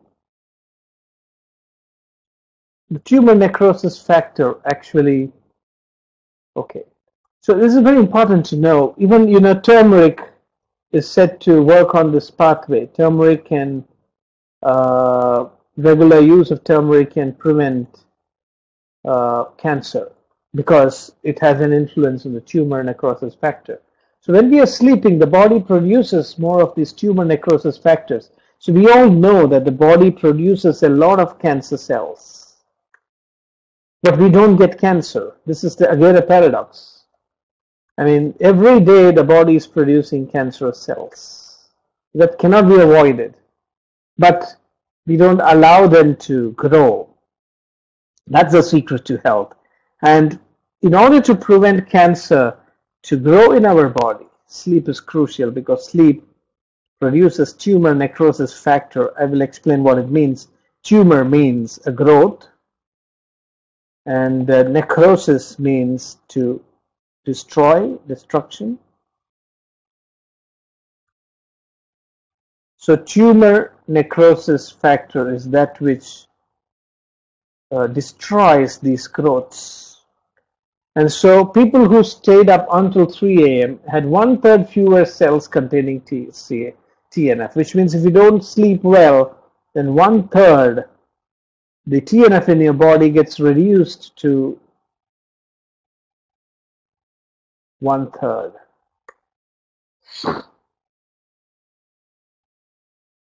So even the effectiveness of TNF when you are sleep deprived is very, very less. So just like the world is influenced by the light and the darkness, the human body is also greatly influenced by darkness and light. And so we see that in the night are all these repair mechanisms, the body becoming stable and more capable of, coping with external environmental changes. So we shouldn't be eating or be keeping awake at night.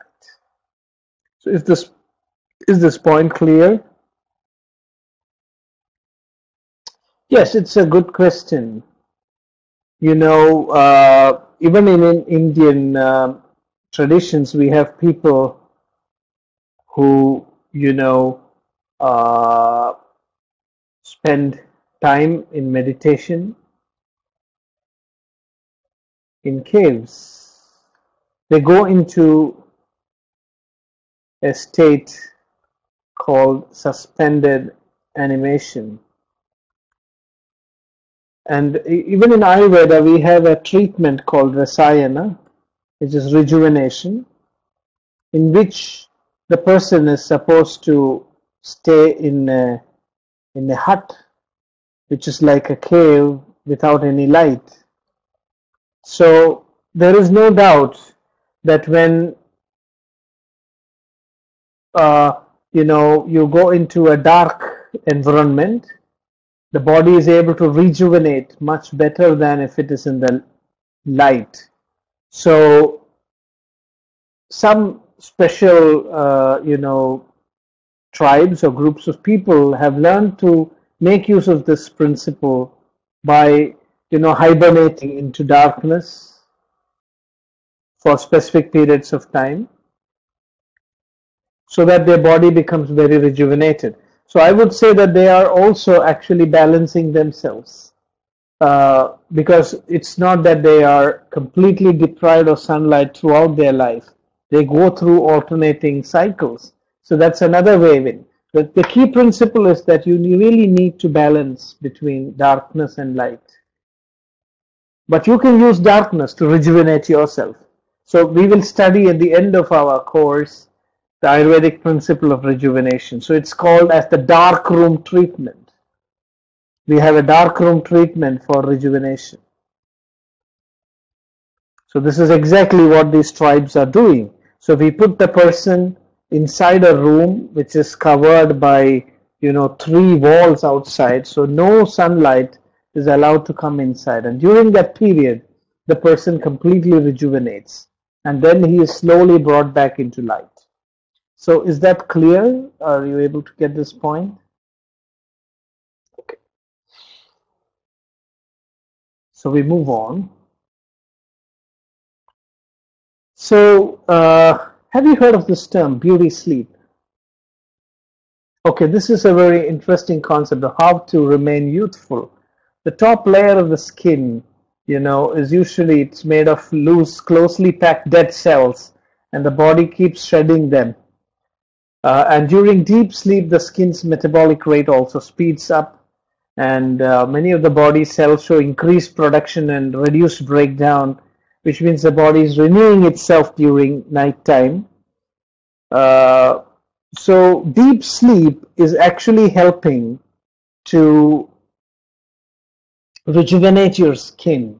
So people who have very good deep sleep regularly, they don't need any other beauty care because their skin is really able to regenerate. So daytime sleep cannot compensate for loss of sleep in the night, because in daytime, even if you sleep, this tissue repair does not happen.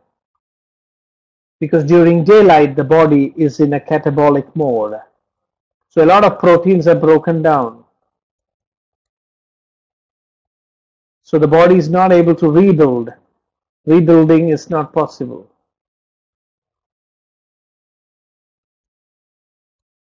Whereas in the night, beauty sleep enables the skin to regenerate.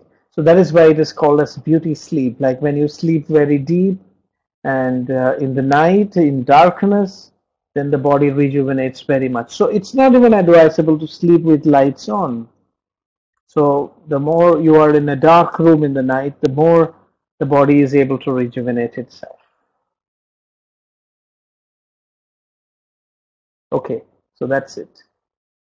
So now we come to the next part of our discussion, which is to understand in terms of certain concepts how external environmental changes impact the human body. So in Ayurveda, we say that what causes the changes in the season and its impact, we are basically understanding how heat, cold, and rain or moisture impacts the human body and disturbs its psychology. So there is heat, there is cold, and there is rain. So all seasons are caused by the alternating movements of heat, cold, and rain. So just like the cycle of the day and night, we now have the cycles of the 6 seasons. Are you able to see the chart? Okay. So you can see that let's begin with spring on one side, which is called as Vasanta. And in India, in some of the places where these charts were developed, these are the places where all the 6 seasons are seen. This usually happens in March and April. So please do not worry if in your place spring doesn't happen at this time. You can make your own chart. What I'm talking about is only the principles of the movement of the seasons. And Vasanta or spring is the time when there is kapha imbalance. We'll better understand why this in Vasanta kapha goes to imbalance, but at this point of time, it's enough to know, it's enough to just grasp the point that spring means kapha imbalance. After this period comes summer, which is in May and June. and this is otherwise called as Grishma, and this is a period when Vata increases. So the body becomes extremely weak, and then this is followed by, in July and August, you have rain. It's called as Varsha, and this is the time Vata goes out of balance. And this is followed by autumn, the fall, in September, October, where Pitta is now imbalanced. Pitta goes out of balance. And then early winter when Kapha increases, late winter also Kapha increases. There's a long period for Kapha increase, naturally, because the body needs to conserve more energy than it loses to survive. So we have a longer period for Kapha increase. And then in spring, it again imbalances. So this is the cycle of the doshas in the seasons, and the critical points where we have to intervene is in spring, in rain, and in autumn. These are the three seasons of doshic imbalance. So this is very important to understand. In Ayurveda, we need to do special treatments in spring, in rain, and in autumn if you want to prevent diseases.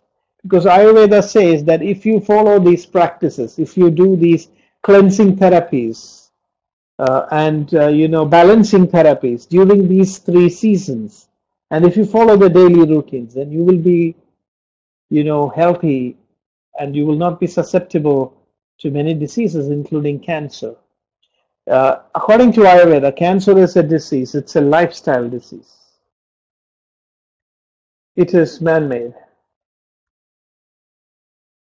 We shouldn't be getting cancer if we live a healthy life. As you saw, the body has these mechanisms in sleep. So body destroys cancer when we are sleeping so effortlessly. We don't even have to raise a single finger. The body has the ability to destroy cancer. So these three seasons are extremely critical. The rainy season, at the end of rainy season, the autumn and the spring, when the three doshas, Kapha, Pitta, and Vata, really go out of balance. And we will study in the next class how to handle these imbalances. What type of measures we have to take during these seasons to actually, keep the doshas in balance. So let me ask that if you have any questions at this point. Is this concept clear? Is there anything to be clarified? Do you live in places where you experience all these seasons? Or are there places there are many places which have only 4 seasons? There are also some places where there are only 3 seasons. But there will be very rarely any place inhabited by human beings will have normally a cold, hot, and rainy season. So at least 3. So does anybody in this group live in a place which experiences all the 6 seasons? Yes, it's not a surprise at all that you can see the seasons during the day. Yes, in India, in the North India, many of these seasons are there. Places which also snow, but in the South we do not have all the seasons. And about Ireland, yes, I agree that, according to Ayurveda, the seasons can, in fact, all seasons present, as I mentioned earlier, all seasons can be seen in a day. So it's not a surprise that in some places the seasons also kind of exaggerate themselves during the day. Yes, there can also be fluctuations. We do not get the heat, cold. So if they don't come in normal patterns, then they are called as deranged seasons. This is again an important point to understand. That's why I asked to, yes, I agree. So, okay. Yes, so that's the point you were making. Now I got it. Yes. So this is called in Ayurveda as derangement of time. So Ayurveda was one of the earliest systems to mention about global warming and climate change. So Ayurvedic texts talk about the global warming and climate change can be understood by erratic pattern of the seasons. So erratic patterns of the seasons means there's global warming and climate change, and this can really create a lot of health problems. So one problem is that we are not adjusting to the seasons. Another more serious problem is that the seasons itself are affected. So if the seasons are affected, then it's a serious problem. We need to take steps to bring back the balance in nature. And this is described in very early Ayurvedic text in the Charaka Samhita. There is a chapter which deals with how,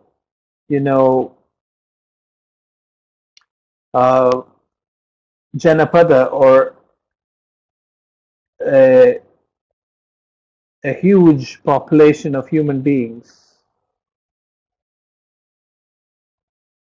get destroyed due to climate change. Fine. So that is about the something about the seasons. So if it's all clear for you at this point, we can move forward. And I want to give you some equations. That what's actually happening is what we call as the change or transformation of the gunas or properties. So, I want to introduce a few things to you. You can see the red icon here. This actually represents heat, and the blue one, the blue temperature icon, represents cold, and the cloud represents moistness, and the symbol of the desert represents dryness. So this is it: heat, cold, moisture, and then dryness. So these are the four symbols. So maybe you can make a copy of this slide and think over it. I'm not sure in our discussion today whether we will be able to fully grasp it. You may have to look at it several times, but this summarizes the changes that happen throughout the seasons. So in spring, moist and cold environment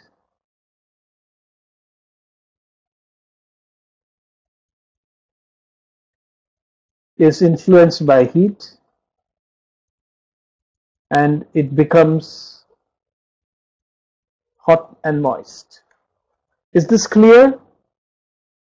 See, there are four factors that keep changing in the season: cold, heat, moist, dry. So this chart is showing you the combination of how these four factors keep changing the equations of the seasons. So spring is a time when there is heat, moist heat. Summer is the time of dry heat.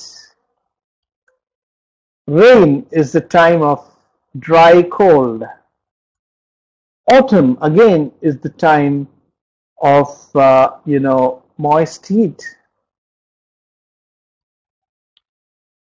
The difference between autumn and spring is that in autumn there is more heat and less moisture, whereas in spring there is more moisture and less heat. Is this point clear?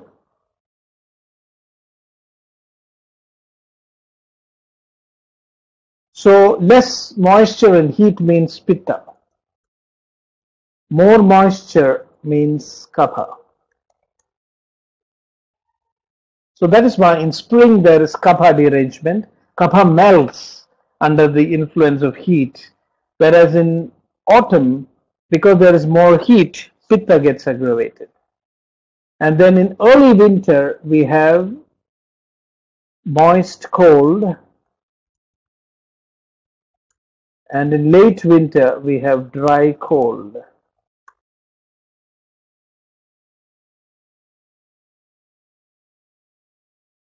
So this is the cycle of the seasons, from hot and moist to cold and dry. This is how the 6 seasons move. So is this clear? Is the chart beginning to make some sense? So, in the next class, we are going to discuss about the actual practices that we have to follow. And when we discuss these practices, we will have to remember these principles. So that is why I'm introducing these principles today, so that in the next webinar, we can go into the actual daily routine and seasonal routines, what should be done at what time of the day, and all that.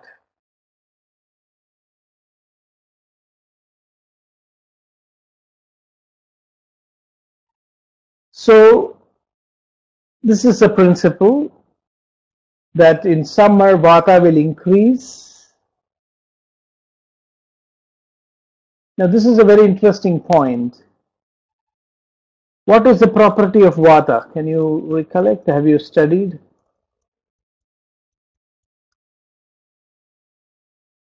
Hot or cold? Yes, it is dry and cold. But Vata increases in summer when it is actually hot and dry. So this is an interesting thing to know, that heat actually leads to increase of Vata, but not to its derangement. So in the summer season, Vata increases. When the cold comes through rain, an increased Vata becomes deranged. So there are 2 steps.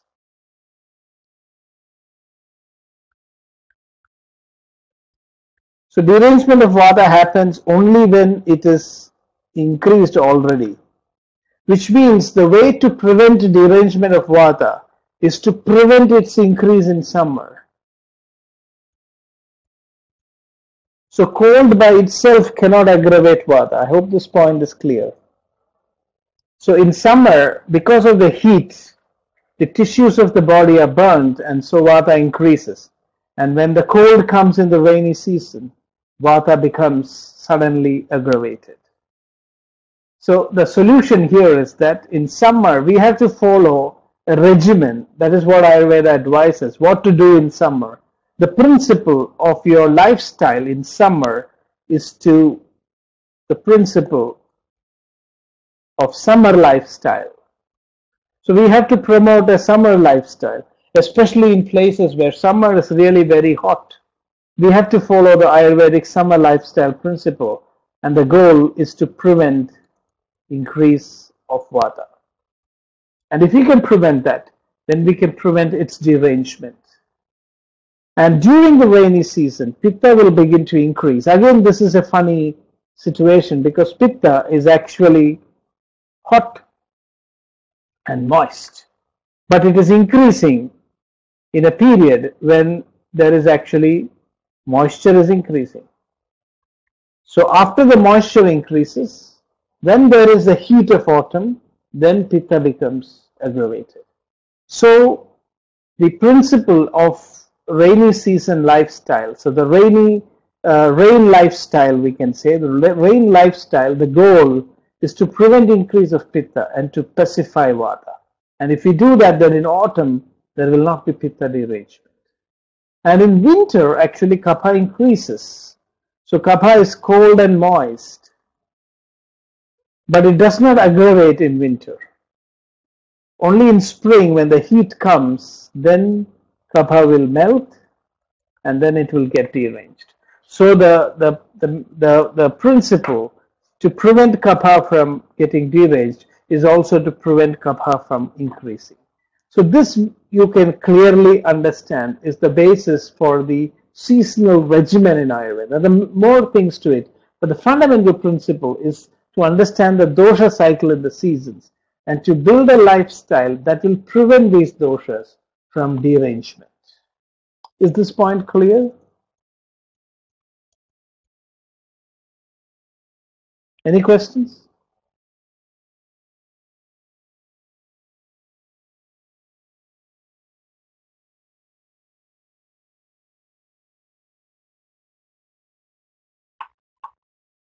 Okay, great.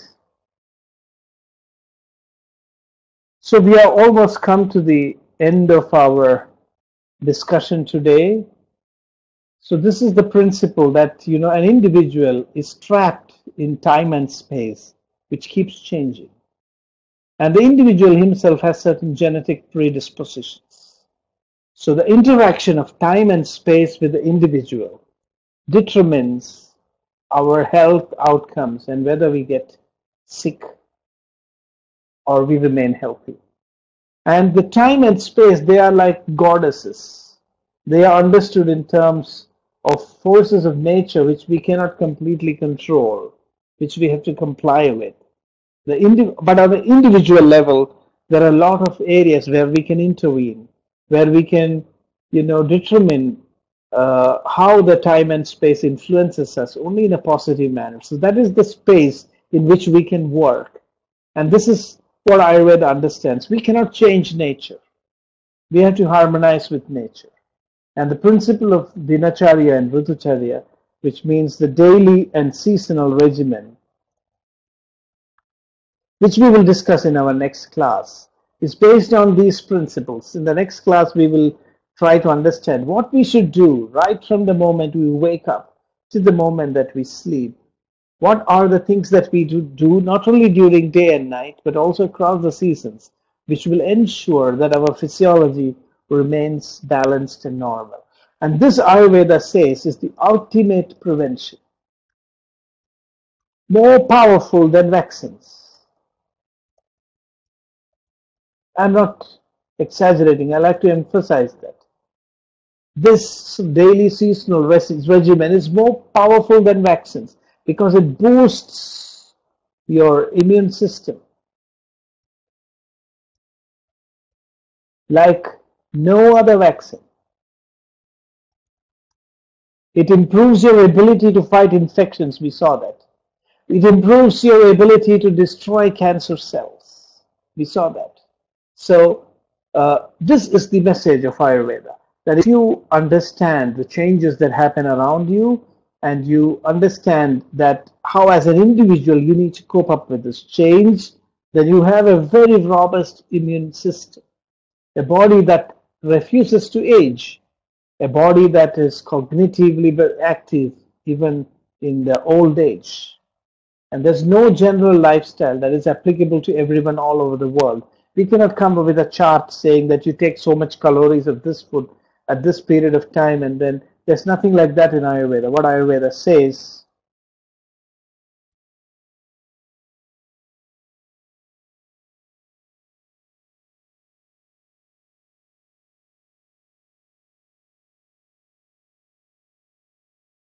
I didn't understand this question.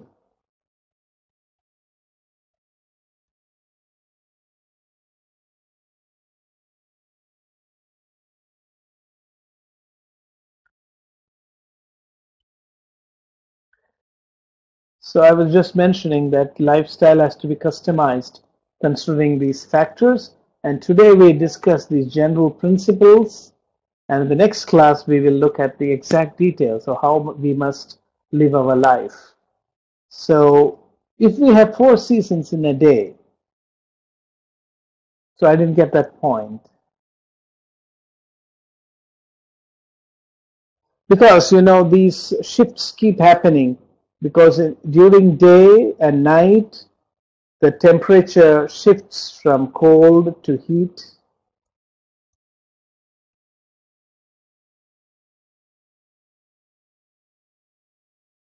Oh, I see.